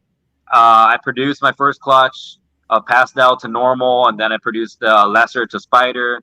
And then I moved in with my brother. I lived with my brother for almost 2 years. I lived with my brother, and I was breeding snakes out of a low bedroom, selling snakes on King Snake. Made a few $1,000s here and there. And I built my collection pretty slow until 2013. I got into finance, and I did really well with finance. Then I was able to invest. When I say invest heavily, I literally went out and bought $1,000 snakes and $500 snakes. I'm watching guys right now, Mike Sanders and all these guys. They're calling me up and they're spending $15,000, $20,000 packages building up these plans. But there's absolutely no reason you can't build a business from the ground up with $2,000 right now in the ball python industry. You can buy 3 breeder females right now for less than $2,000 and a nice male, or you can buy a nice double head group, or of something, and make great clutches out of that. So there's no reason why anyone can't do what we're doing or we did, so yeah.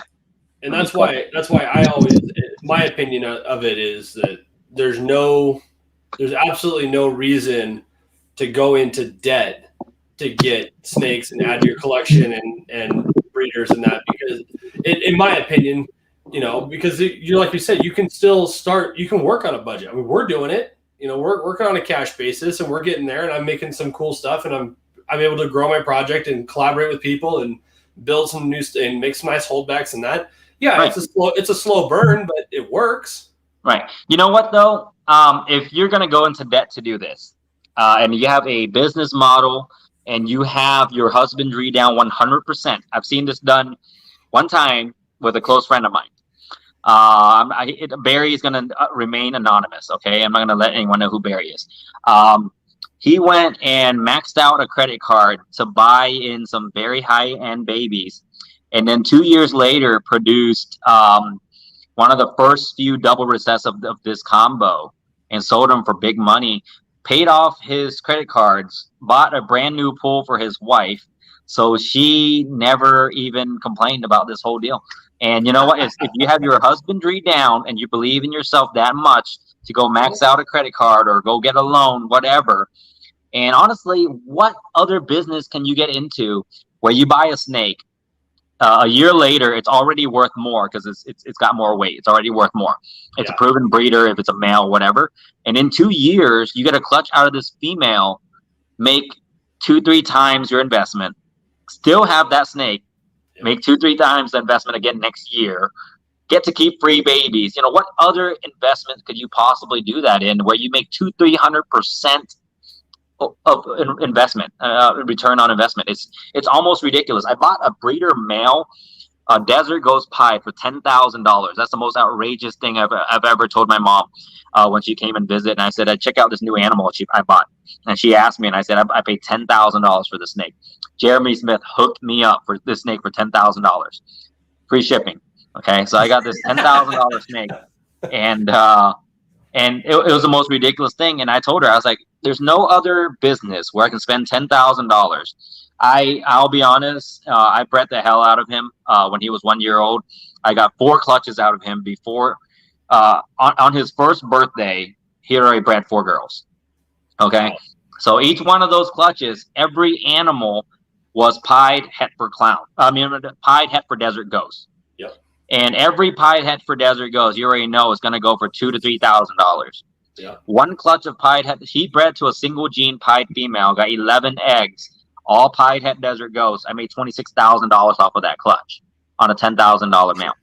There's not many other businesses where you're going to go in, drop $10,000 and make $26,000 next year.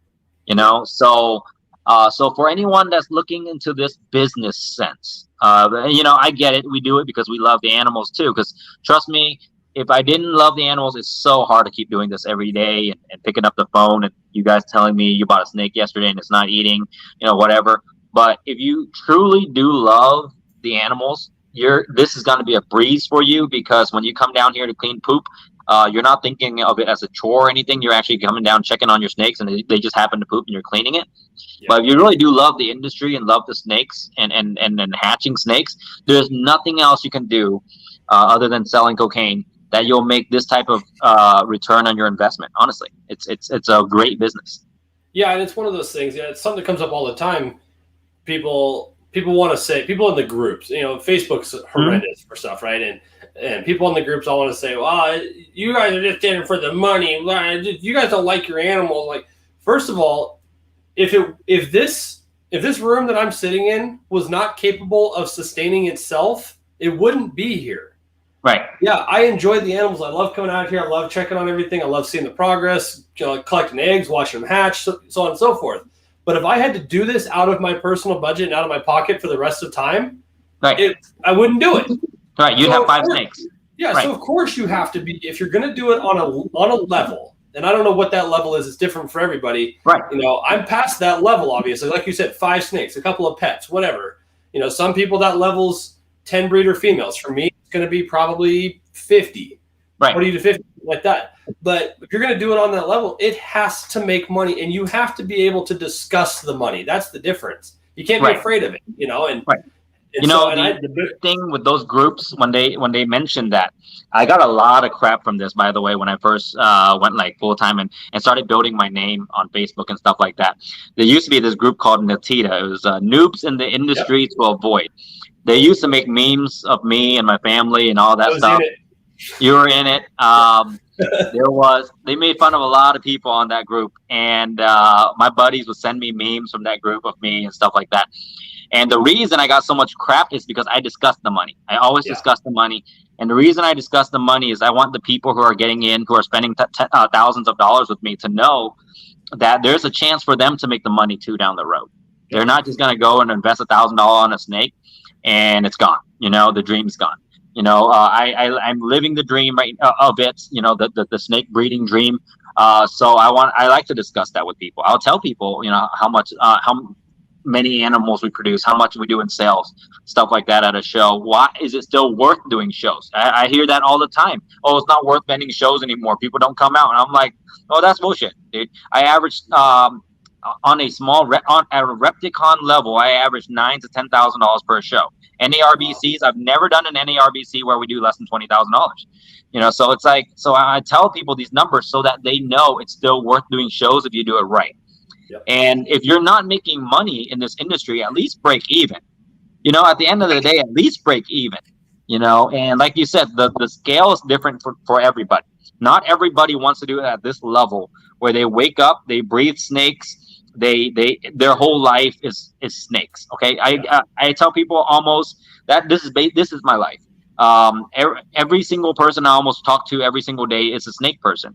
I try to plan. We plan our vacations. We plan our family vacations around my reptile schedule, my show schedule, my breeding schedule. I don't do anything in August. Okay, because that's when most eggs are dropped. I don't leave the house. I'll do shows and I come home. We don't go vacation, but stuff like that, because this is my life.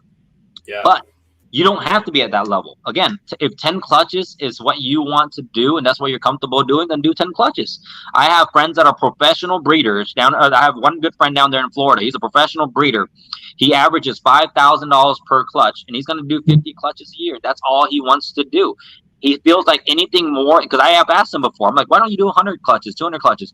I've asked him that before, because anything more than 50 clutches, he feels like he'll get overwhelmed. It becomes too difficult of a job, and he won't give each animal the care it needs. For me, I say, if I can't give the animal the care it needs, I'll just hire somebody. And as long as I have cameras in here, they're going to do their job, So, but people don't want to, if you don't want the responsibility of having employees. I like having the employees. I actually love having employees. I love being able to provide not just for my family. I'm providing for 6 other families from the snake business. So I enjoy that part. But some people don't like employees. My good friend down in Florida, he hates it. He would hate having an employee. He don't want anyone else touching his snakes. For me, I don't want it. That's me. Right. Like some people don't want anyone else touching them. Brian Carter said it to me one time. He don't want anyone in his snake room. For me, it's different. I don't mind having an employee handle all of my babies once I've taught them how to do it. But all my adults don't touch my holdback rack. Like you stay over here, clean, feed, do everything over here. Don't touch my holdback rack. That's how I am here. So I have people who, if you watch Justin's recent video, he explains to you that Chase does most of the work around it. He's the manager around there. They have a person for rodents. They have a person for social media. So it depends on your level of how big or how fast you want to grow this thing. If 10 clutches is good for you, then that's perfect. Don't let anyone try to talk you until 20 clutches. But I like hatching babies every day, so I scaled up a little bit. I think 40 is going to, the room only will support a total of, at the very most, 70, 80, I guess, or 80 adult females. I'm not going to have that many. I need some room to grow and hold stuff back. So the room will only support 40 to 60 breeder females. So you can always add more room. Not here. I can't. But 40 clutches a year for me would be more than enough. I get to the point where I've made the big infrastructure upgrades already. So the expenditures are fairly low now because I've done all that I need to get to this point, except the one last rack I need. So, 40 clutches a year, it helps, improve my personal stock that I can breed later on. And it makes a good sizable, middle 5-figure side income along. Cause I have zero aspirations of ever going full time. I don't want to do this for good. I have a phenomenal career and I've got and that I thoroughly enjoy doing. And so I want to do that. But if I can let this effectively replace my wife's income so she can stay home with our kids, why wouldn't I? You know what I mean? Exactly. I hate that people think that somehow I'm trying to scam or pull people into trying to do this full time. Not everyone needs to breed snakes full time. I tell people, keep your day job. There's certain people that should breed snakes full time. If I look at you and you're a great salesman and you're great passionate about snakes and you're great at vending. I remember me and Steve had we had lunch in 2017 at my house up in Warner Robins. And I was sitting down with him and he was telling me how many clutches he was doing, yada, yada, yada. I'm like, dude, Steve, you should be breeding and selling snakes. And because he was hating his job. Okay. He was working at the firehouse. It's physically demanding, emotionally demanding. And this year, I can honestly probably see Steve quitting everything and just doing snakes. He's a phenomenal salesman. And he loves the animals, and he does a great job breeding. I don't see why he couldn't do it this full time. So he's probably going to end up switching full time, and that is just meant to be for him. For most people, if you can do 40 clutches, and if you do that number, $2,800 a clutch, you're doing $90 to $100,000 worth of babies. You hold back $20,000, $30,000 worth of snakes, obviously, because you hold back the best stuff. You're still making $60,000, $70,000 in snakes. In snake, that's a hobby. You know what I'm saying? That's a hobby. You're throwing in 10, 15 hours a week to make 60, 70 grand a year. I mean, that's unheard of. To have a hobby that makes more than the average household income. Like, right. that's killer. Just the fact that that's even possible. It's still it. My dad hates this. Absolutely hate. He is a complete anti-snake person. Always has been. Always will be. I will never break him of that. They were here a few weeks back, and his girlfriend came in, and she's excited about it. She's the one that cut my Scaleless last year. She cut the egg that had my Scaleless in it. And, wow. So she's really excited about it. She thinks it's bizarre and wild and cool and that. But so he came in because he saw what the room looked like last year, and then he knew I was doing all the new racks that this year. So he came in, he looked at the room and that, and he's kind of blown away. And I told him, I was like, we did almost 30,000 last year. Now, granted, I didn't get to keep any of it because you're looking at it, but look what I was able to do in my 3rd year of breeding with next to no experience. You still there? Uh-oh. Did I lose you? Yep. There you are. Okay. Okay. Well, I went to grab a drink out of the fridge, and it kind of cut you off for a second there. I think I walked a little too far from my Wi-Fi, maybe. Oh yeah. So I was saying, when I told him that we did about 30K last year, and I was able to pay cash for everything that's in here and upgrade some of the animals and whatnot. Like, he was floored by that's even possible. Right. My dad originally hated this because when I graduated college, he expected me to go to grad school and all that stuff. And I said, I'm going to breed snakes. And then, of course, I went to do insurance and stuff for a while. And I used to wear a suit and tie to work every single day. And then in 2016, I called my mom and said, hey, I just quit my job. I'm going to breed snakes full time. And they lost it. And but now, the other day, my mom is actually staying with us for a week. She was here and she invited some friends over. And she was so excited to come down here and show them what I do. She's like, yeah, he's selling snakes here. He sits here and they just breed and they lay eggs, and he goes to shows and they're super excited about it. Because this is, to me, almost like the American dream, right? You work hard, you build this up, and you build your own business, and you get to make a good living and enjoy what you do, and that might be why my dad hated it to start with, because he doesn't consider this work. This is more play than work, and in his whole life, he's had to work hard. My parents farmed when I was growing up. We owned a chicken farm.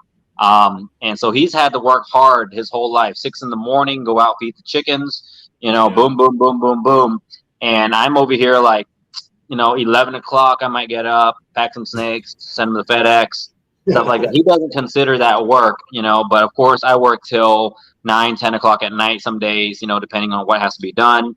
When I'm at shows, we're on the road, 6 a.m, we're getting, stuff like that. So he doesn't understand that aspect, because when I go to shows, he considers that fun. That's not work. You go into a show, you're standing in front of people, hanging out, bagging animals.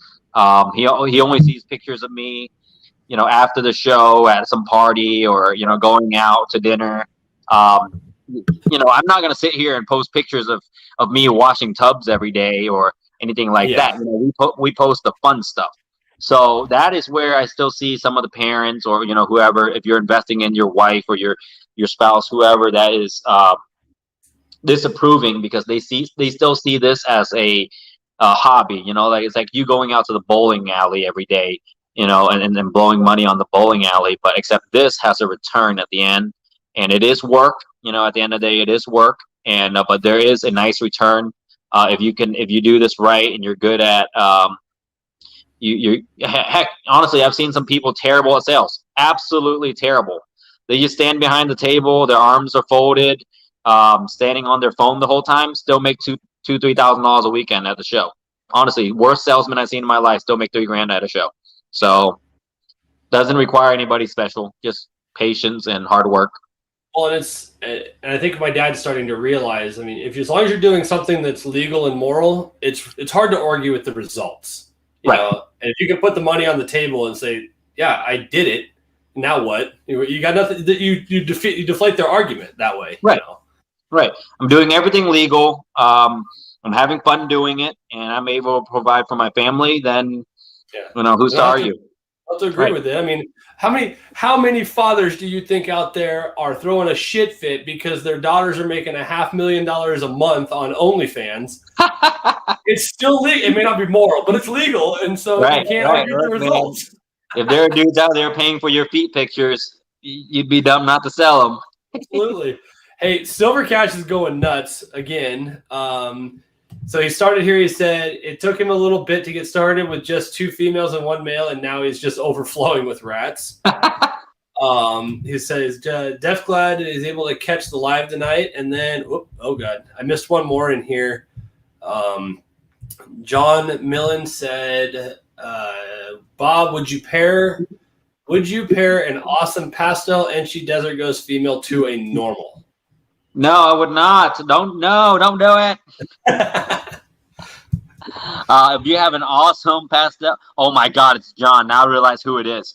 I sold him. Okay, so get this. This is a funny story. I took this pastel Enchi Desert Ghost female to a show in Chattanooga, Georgia. This is 2 years ago, and I'm like, you know what? I really like this snake, but I can always also use the money. So I posted it for $1,500, and I was like, nobody's gonna buy this snake. I just want something to show off on the table and get people to come to the table. His wife comes and buys this snake as a pet. Okay. And I asked her, I'm like, hey, so what are you doing with the snake? What are you breeding to it? And she goes, oh no, I just like the way it looks. And my heart sank so much. I said, like, I brought out a holdback animal for this show just to have on the table, and you bought it because you like the way it looks. But you know what? It's awesome that they're breeding their own stuff. They're hatching some really cool stuff over there. And he's asked me a few times why he should pair to that snake. And I honestly told him there's no wrong way to go with Desert Ghost. You can breed it to clowns, pieds, other Desert Ghost stuff.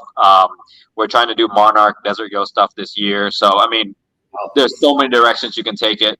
I'm glad they're watching. Yeah. It's funny. It's like, and I'll get back to the super chats here. Chris Sexton, who I'm not seeing in here tonight, so I'm somewhat disappointed.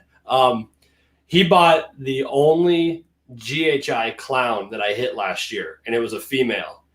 And I cried when I dropped that snake off at FedEx because I wanted to keep her so bad, but I needed the money because this was my number one focus. Right. I was like, I set out this goal. I need to do these couple of things, and I need these racks by the end of the year. That was my financial goal. Right. And I was right up against the end of it. And I was like, God, I've got a hobby clown and I've got a GHI clown. One is, 600, one's 1,500. I was like, fuck, I need the money, and I'll try again and make another one next year. And every time he posts a picture of that thing, it hurts. It's like. And so I made this mistake, and I've made this mistake every year. I went to Daytona, bought holdback, sold them. So this past Arlington show, we had already committed to tables, but I don't have a lot of inventory. So when I was packing snakes, I only had 3 displays worth of animals that I could even fill up because I didn't have inventory. And one display was all holdbacks. And the one thing I don't like about some shows that people will bring holdbacks and there's no pricing on it.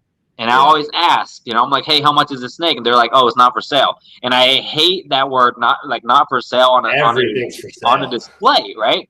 So I put a price on everything. And I went to Arlington with 3 displays of snakes.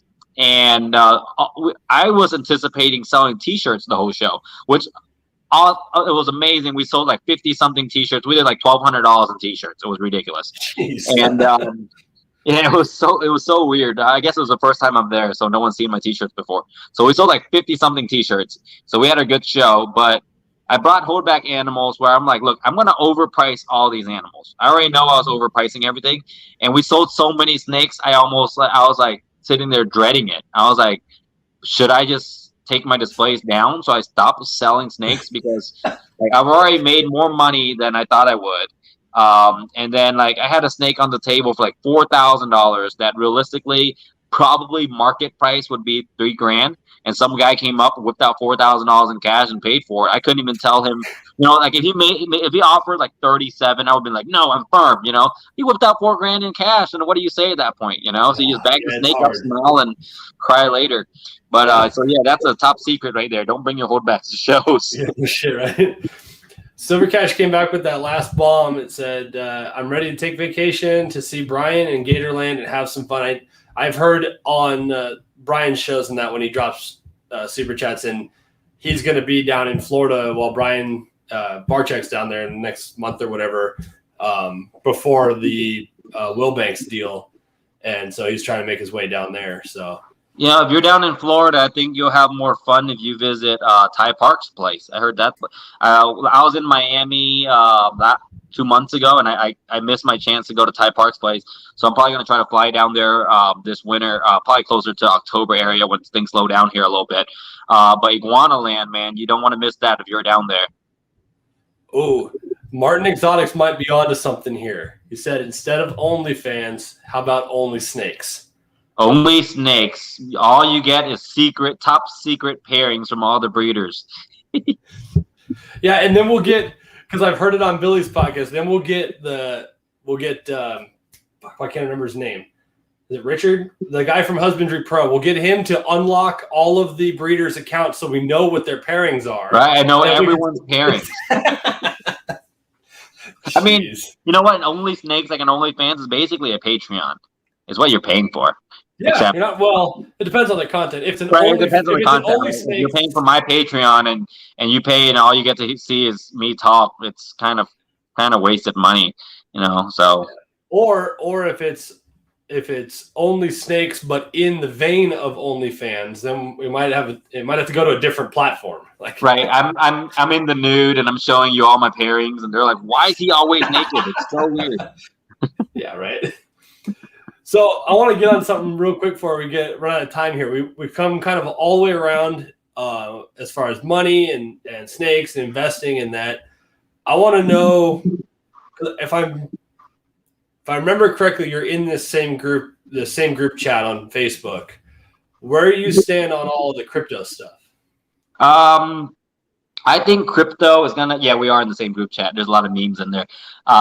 This devolved away from crypto. Now it's just sharing pictures of snakes. Right, it's like snake pictures, memes, and stuff like that. Yeah. Right, and strippers somehow. And screenshots of Safe Moon just tanking. Right.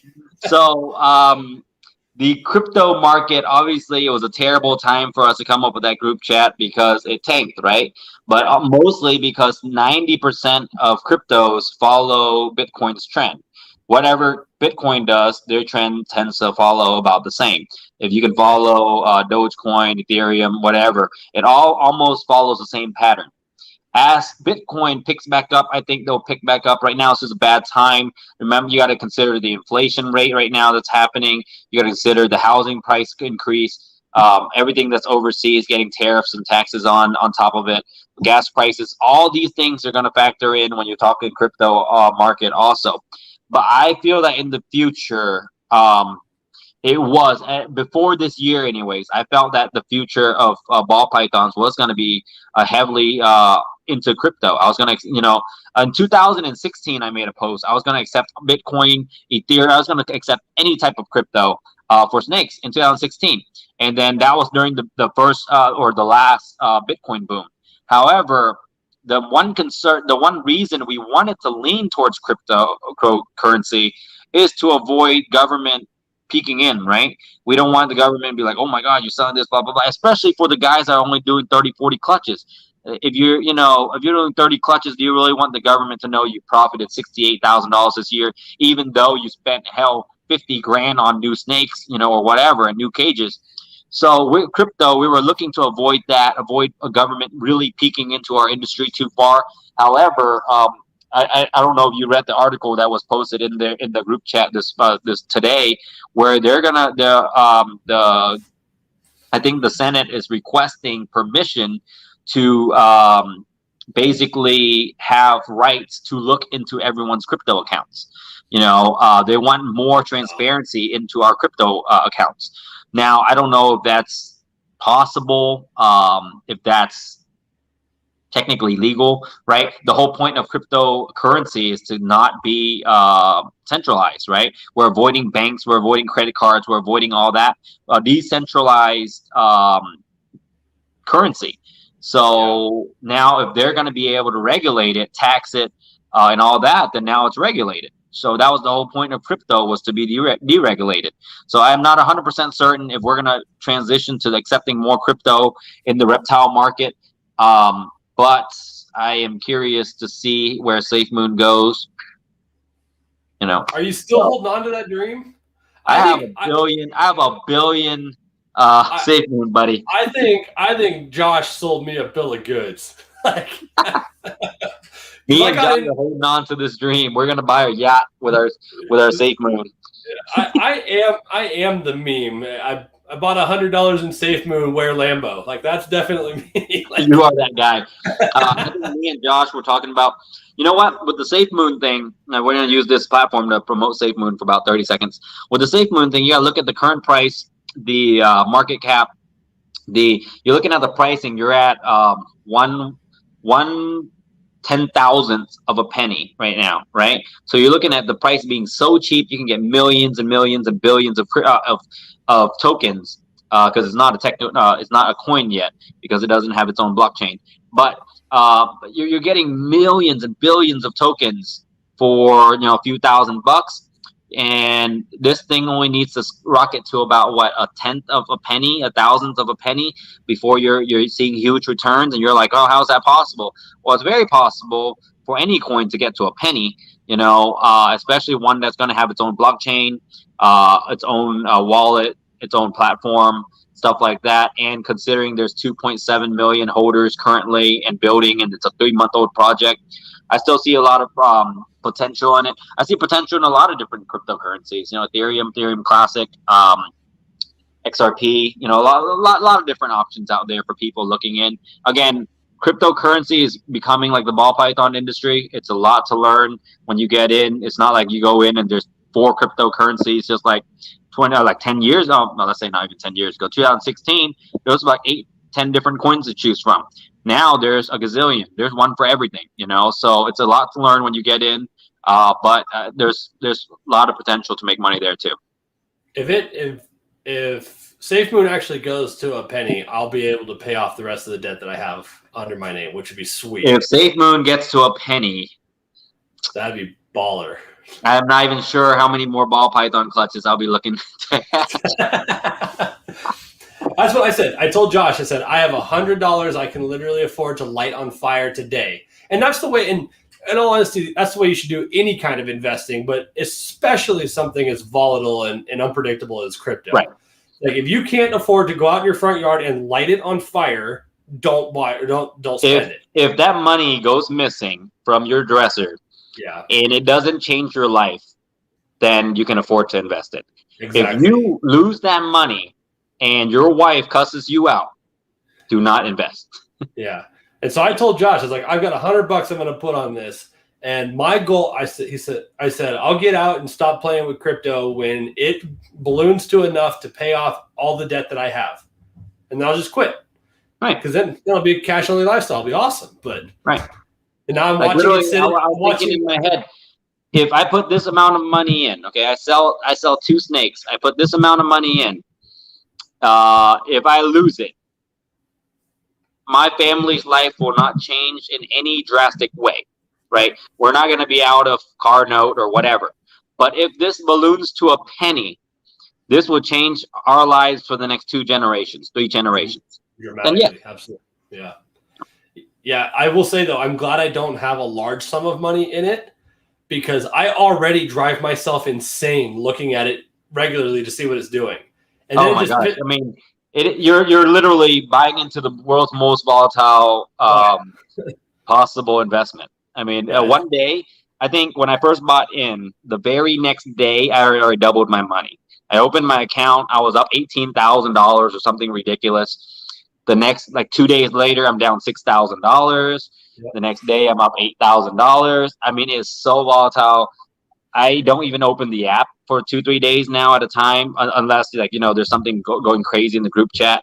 Then I'll open the app. I have 250 Ethereum Classic just sitting there. Once it gets to $1,000 a coin, I'll be happy. Or if it dumps down to 0, oh well. I got in at $12 a coin.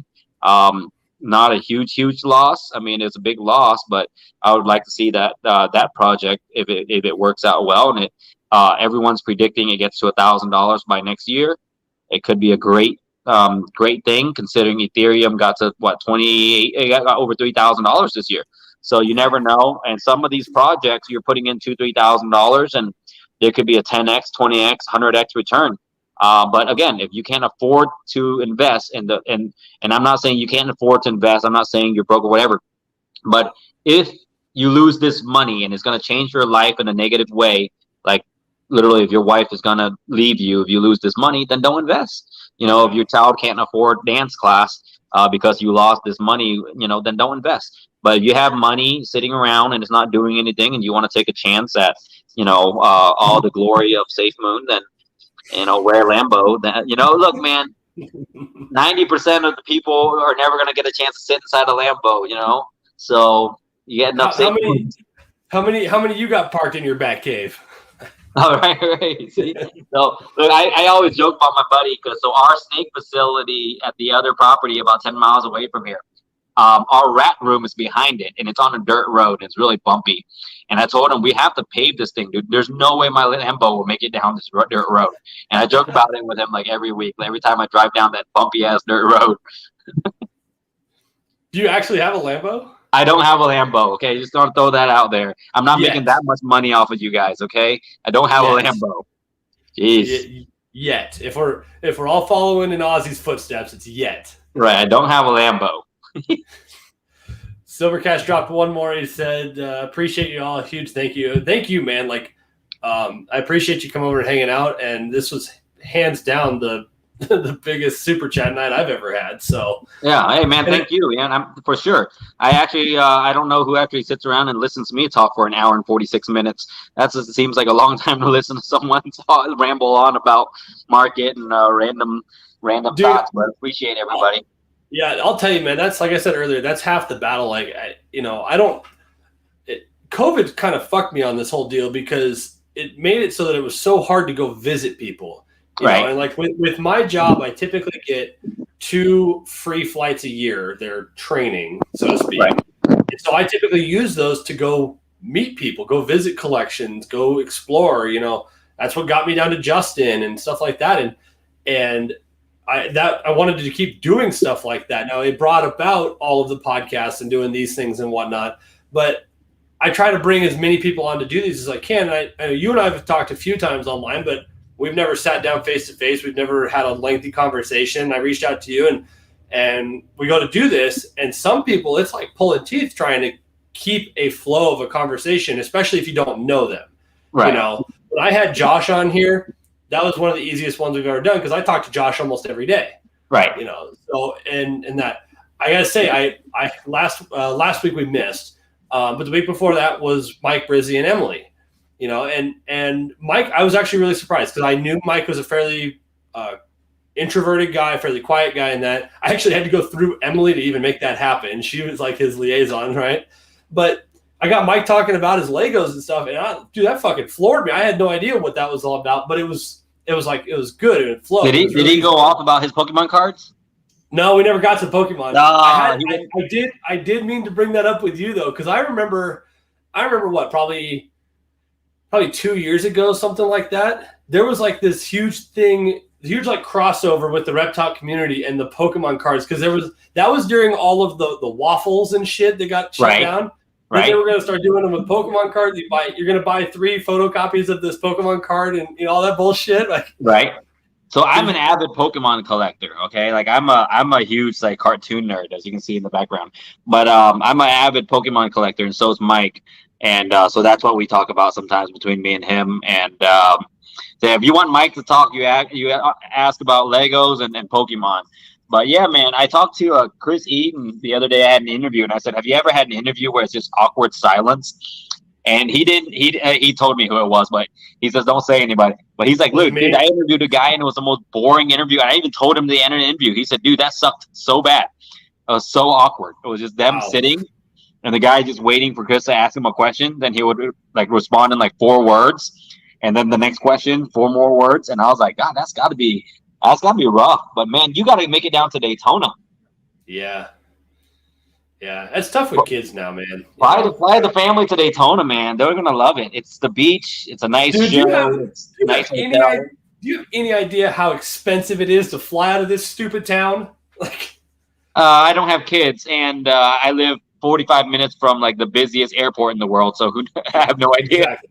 It was $1,200 round trip for my wife and I to go home at Christmas to Sacramento last year. Ugh. It was $75 round trip for me to fly from here to Arlington and back last September. You know what's stupid about that is it's like, so my wife and I, the year after we got married, we went on our honeymoon, and we flew to Iceland and spent a day and a half in Iceland, and then went to Denmark and got on a cruise for 10 days or whatever, right? Nice. So my flight was Denver, Reykjavik, Copenhagen, and back, round trip. And it worked out to be like $985 a person round trip. Had I gone, if I had wanted to fly from here to Denver to pick up that flight, it's an extra $500 a person. Huh. It's so, you can go from here through Denver to John Wayne in LA for like $240, but the flight from here to Denver that you would be on if you just stopped there is $475. So ridiculous. Yeah, and we went down to the Gulf Shores, Alabama coast, right, about a month ago to my father-in-law's place, and he bought us those tickets, I guess at Christmas is what it was, or whatever, and it was only $500 round trip for both of us. Yeah, it makes no sense at all. So I think the location and I guess the timing and how far out you buy your tickets matter. But my wife has no concept of money because she's never had any bills because she's always lived with me. But now that she makes good money, she's a nurse. So, with COVID, she makes a ton of money. So we fly to a lot of places, and literally anytime there's a cheap flight, she's booking it. We went down to the Keys the other for New Year's, and it was like $200 round trip.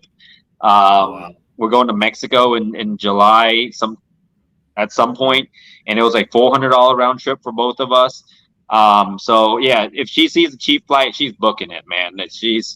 We're just flying all over. But because also Atlanta is the busiest airport in the world. It's not the largest. That's in Moscow, but it's the busiest airport. So there's like 50 flights that fly out of here to Orlando a day. So my parents live in Orlando. Literally, we can go online, boom, book it, and be out of here within the hour because the airport's only 30 minutes away. So I guess you didn't know, my career field is air traffic. That's what I do for a living. Oh, wow. And so when I went down and visited Justin, he met me at the airport to pick me up, and I took him up in the tower to see, because I was like, you're inviting me, some guy that's only bought one animal from you and you don't know from anybody, to come to your house and your collection for 3 days. So I try to do that when I go visit people. I try to bring them into my world a little bit and share that kind of thing. It's like, if you got time, do you want to go up? Because I know you fly all over the world, for your kids and for the shows and stuff like that out of this airport. Do you want to go see how it works? And so I did. I took them up in the tower up there. That's super cool.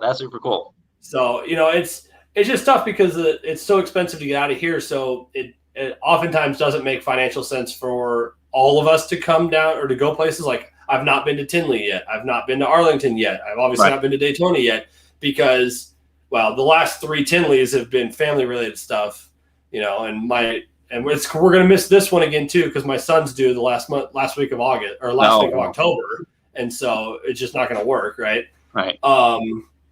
But it doesn't make financial sense to try to fly everybody, and then how many children do you have? I'll have 2. So you've already seen the process before. You're good for Tinley. Yeah. Yeah, but but then the other side of that coin is I can't just go myself because she wants to go and do it. She's excited about this kind of stuff too, and it's kind of unfair to her to just fucking leave the house and the family and the pets and everything to her. And when you're going to Daytona Beach, by yourself. Dude, I have a hard enough time justifying going on the 2 work trips a year to go play with snakes and get tattoos and whatnot. So and you're going to Daytona Beach by yourself. Yeah, exactly. Yeah, good point. What I want to ask you real quick before we get done here. I wasted enough here. Actually, before I do, Constricted Reptiles, Dale Richards said, Bob, I have a book of Pokemon cards from my childhood we need to talk about. Dale, I will see you this Friday or Saturday in Tampa. Bring that book of cards. Do not forget. I'll message you. Don't forget.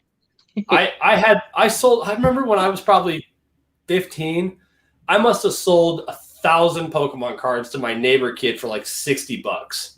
Oh, those kids are balling out right now. They're driving Lambos and everything. They've got the Lambos. That's right. Just as an update, Dale was actually supposed to be with me last week, and I just got all screwed up from the holiday weekend and whatnot. So he is on in 2 weeks on the 22nd. So we'll have very cool. Very cool. Yeah, fun guy. That'll be a good one. I'll pay attention to that one because I want to kind of see what secret projects he's going to reveal. He's got some bonkers animals, man. Yeah, he just hatched. Man, I've been talking to him about the damn hypo acid project. For some reason, for the last 2 years, me, him, Barry, and Josh, none of us have hatched a male acid hypo combo. And I think he just hatched an acid combo and another and an acid hypo this week. So maybe I'll get to see him this weekend when I see him. Oh, jeez, how funny! What a weird turn of events. Apparently, Silver Cash is in Gulf Shores. I was literally just in his town 3 weeks ago. Oh wow! So that's about an hour, about 45 minutes to an hour from Pensacola. Pensacola. I'm trying to see how far that is from me. I'm geographically, I don't know where anything is. Yeah. Right on the Gulf. Like, if I do a show there, then I know exactly how far it is from my house. That's about it. Yeah, so he's between Pensacola and Mobile, basically. So. Oh, okay, Mobile. I know where Mobile is. Okay, so he's about 4 hours from me. Not too far. 4 to 5 hours. How funny! I had no idea. I was literally just there for a week and a half. Before we get out of here, where do you stand? What are your thoughts? Do you have any insider information on the Scaleless project? I have no, I guess, insider information, being that I've been in the project. I have a 5-year-old female coming up now, and she's maybe 1,200 grams. It's just it's not so much the problem that the snake can't produce eggs. I don't think that's a thing. That's a problem. It's not like the desert female. I believe they are fully capable of producing eggs.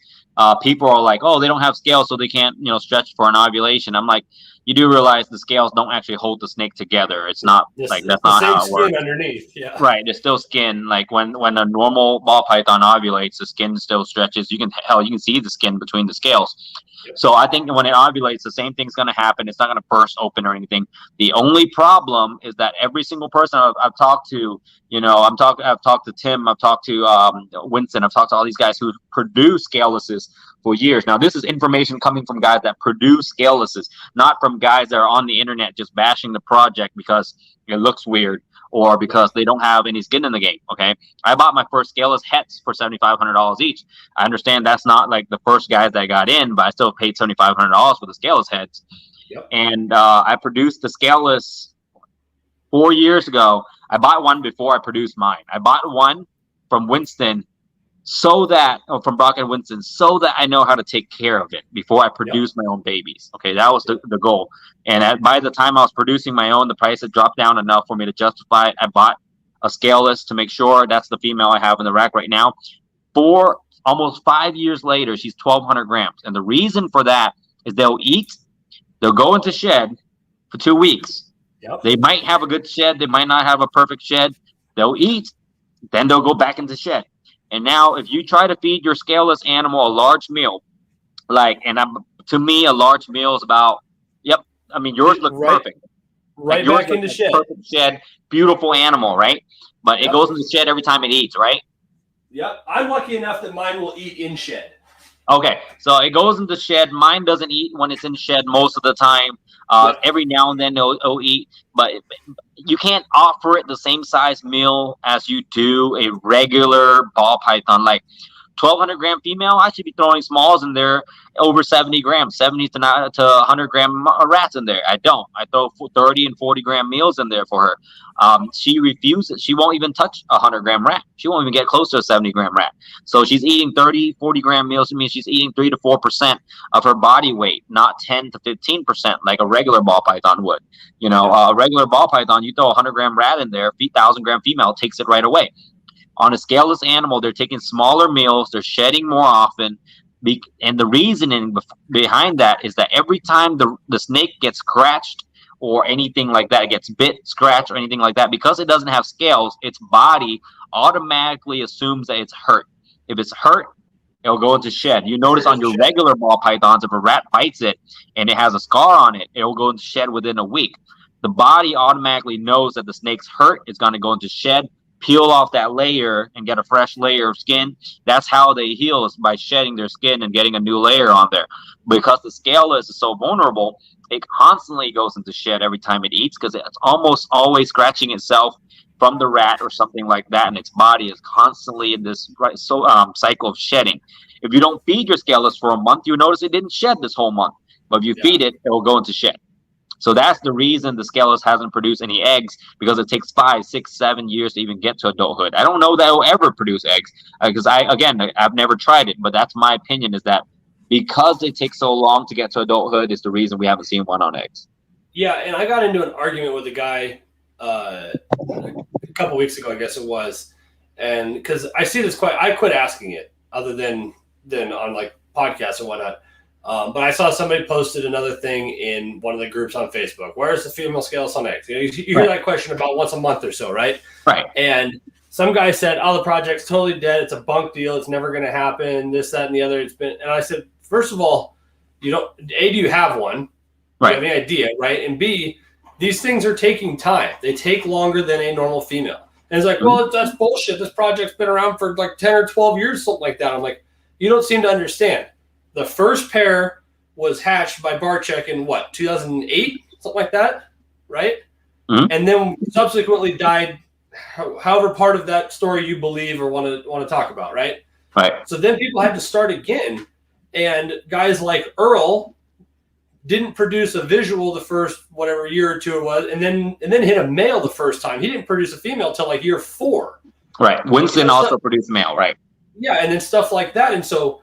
Yeah, it may have started. The project may have came to light a decade ago, but most of the people that are working on it that actually made females that they could start working up to size have been in the last 5, 6, 7 years. Right. And so at most, like you, and now they're just now getting to the point where if they're getting there, that they should be, right? That girl is just shy of a year old. She's about 550 grams. Like I said, that's great growth. That's great growth for 1 year old. I was going to say, I'm lucky because she'll eat and shed. She's actually one of the best feeders and one of the fastest growers of any snake I've hatched by far. She's outpaced most of them. And I think that's kind of rare. And I'm expecting her to slow down at some point, Right.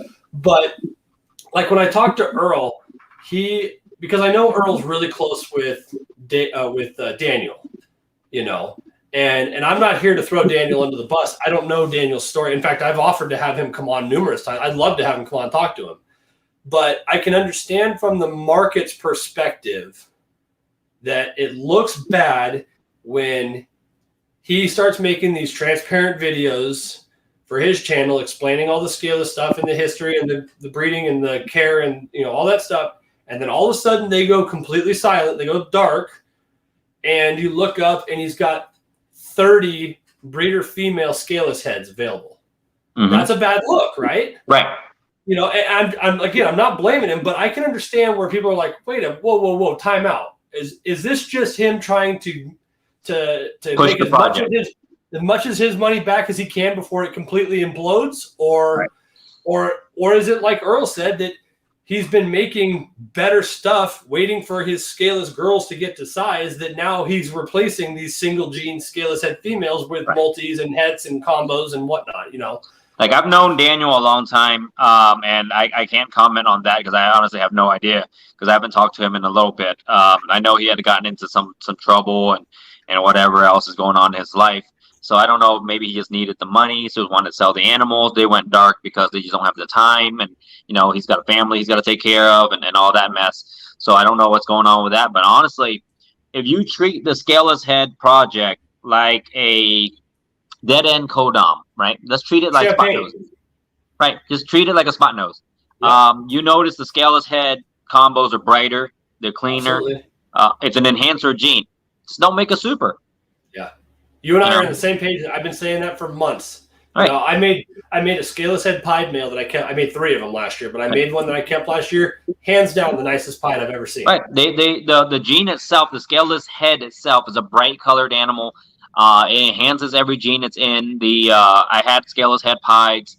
I had that project. I made Scaleless Head albinos look way better than regular albinos. I made Scaleless albinos visuals. And I've made them all. And honestly, the Scaleless Head acts like a vanilla almost. It acts like a vanilla. But if you're going to treat it as a vanilla, then treat it like a spot nose. It don't make the super. But then again, is there a point? You can just use vanillas. Yeah, I don't have any vanilla, so I don't have to worry about that. But Right. you know, and I was talking to Limey the other day about this deal. You know, he messaged me about something, and we got talking about it. And I basically said, with kind of flippantly being a little bit of a jerk, you know, I was like, at this point, I don't care. And unless and until somebody puts hard evidence in front of me with a dead scaleless female wrapped around half of her clutch that exploded while she was trying to breed it, I'm going to keep raising her up and trying to make and get mine so she's ready. Right. And I'm making hets down here of other stuff because I want to see visuals in certain projects. Right. It's not, you know, I don't remember who I was talking to, but they mentioned, you know, nobody's ever going to want to say, I want every single animal in this room reproduced in scaleless. That's just unrealistic. Right. You know, but there are certain things like I'm making scaleless head ultramels this year because I think the scaleless head ultramel, and in my case, the super enchi scaleless head ultramel, is going to be bananas. Right. The scaleless head itself is already an enhancing gene. So if you just produce scaleless head combos, I think they'll do fine. Absolutely. Yeah. Yeah, and I've started doing the same. You know, like you said, I treat it just like spider. You know, like I have spider in my collection. I have no issue with spider, but I'm deliberate with it. I very specifically, with the exception of this humblebee up here that was supposed to be a girl, I very specifically do not have spider in any of my males because it allows me to decide how many spiders I produce in 100%. 100%. Right? And the scaleless head stuff's going to be the same way. Now, granted, my scaleless head is a male. I do have a male and a female, obviously, but my breeder is a male, and I have a scaleless head pied male now. Right. But I'm starting to work that way. As long as you're not making the super, it's not like the spider where you're not going to be able to not sell the baby. That's true. Yeah. You know, so it's not that. I don't think that's a problem at all. Like you treat it like a spot nose. The gene itself is perfect. Just don't make a super. What? So 4S Python said, "Do you think the female will be able to take in enough calories to produce viable eggs?" Yeah, yes. I don't see why not. It's just going to take her longer to get there. I've had breeder females after laying eggs don't take that many meals a year and produce clutches next year. They'll take 20 meals all year and still produce eggs. As long as you're feeding them good meals. And again, my female will eat, you know, every other week. So, you know, you can still get 25 meals in them a year. It's just they're small meals. I think it's still enough for them to grow. I think they can still produce eggs. You're not going to get 12 egg clutches out of them, I don't think. You know, you're going to get your 5-6 eggs, and I think that's going to be pushing it.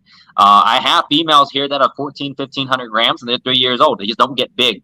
There are big snakes, there are small snakes, and again, 5-6 eggs every year.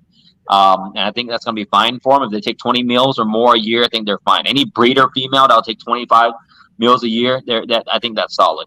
And it's possible because we've not been there yet, but we might find that along the same lines of how frequently they shed and how seldomly they eat, oftentimes that scaleless females may only produce every other year or something because they may not. Right. It could end up being like boas where they only you should only breed them every other year. All right. What 11 o'clock over here? I'm checking out. All right, boss. Hey, man, I really appreciate you hanging out and chatting. We'll check in with you later on in the year and see how the season's going and have you back on for sure. Okay, cool. Let me know. All right, buddy. I appreciate it. Yep. Have a good one. All right, guys. Yeah, I ran him longer than I was supposed to. Again, huge thank you to Bob for hanging out. Like that was really rad of him. We moved this up to accommodate his schedule, and I was happy to do that. I appreciate it. My wife and I were talking about moving this up to the 7 o'clock Mountain Time slot permanently because for whatever reason, and it's none of my business, but for whatever reason, Brian Cusco is not in that spot anymore. But with my family and my timeline, it doesn't seem like it really works all that well. So if we have to adjust for certain people for, East Coast guests and whatnot, that's fine. But we're still going to stick with our normal 8 o'clock slot. So this was kind of a unique one. Real quick, if he's still in here, man, I got to throw a huge shout out and thank you to Silver Cash 5686. Man, I'm blind. Silvercash86 for hanging out and dropping some bombs in here and being super generous with the super chats and that. So I mean, I really appreciate that, man. I see you in Barchek's podcast streams all the time, and be able to bring somebody over from his crew is an honor. So I really appreciate that for sure. Next week is, stand by, I'll tell you, just to make sure I get it right. Oh, next week is, I'm going to assume her name is Miri. I don't know. We'll clear all that. But Miri from MSB, I believe it is. Anyway, you guys all know who Miri is. And yeah, Miri Sydney from MSB. So we're going to have her on next week and talk to her a little bit about, about her game and the Monarch stuff. And we're going to go rounds about how Ultramel is definitely better. And about, being a woman in the industry and her big move going down to Texas. So that'll be super rad. I'm really excited. And then again, like I said, after that on the 27th is our man, freaking Dale, that's in every one of my streams. So I really appreciate all of you guys as always. If you have any questions or anything, make sure you send them over to me. Instagram's the best place. Not sure about a video this week, so just stay tuned to the channel. Obviously, make sure you're subscribed. And I guess that's it. We've got some clutches coming. Next one to be cut is on the 26th, so I'll put a post out about that when we're going to do the live stream for it. There's only 2 eggs because all the other ones went bad. And then after that, we got a couple clutches in June or in July, and some more getting ready to drop. So I'll see you guys next week, and yeah, thanks again. That's it.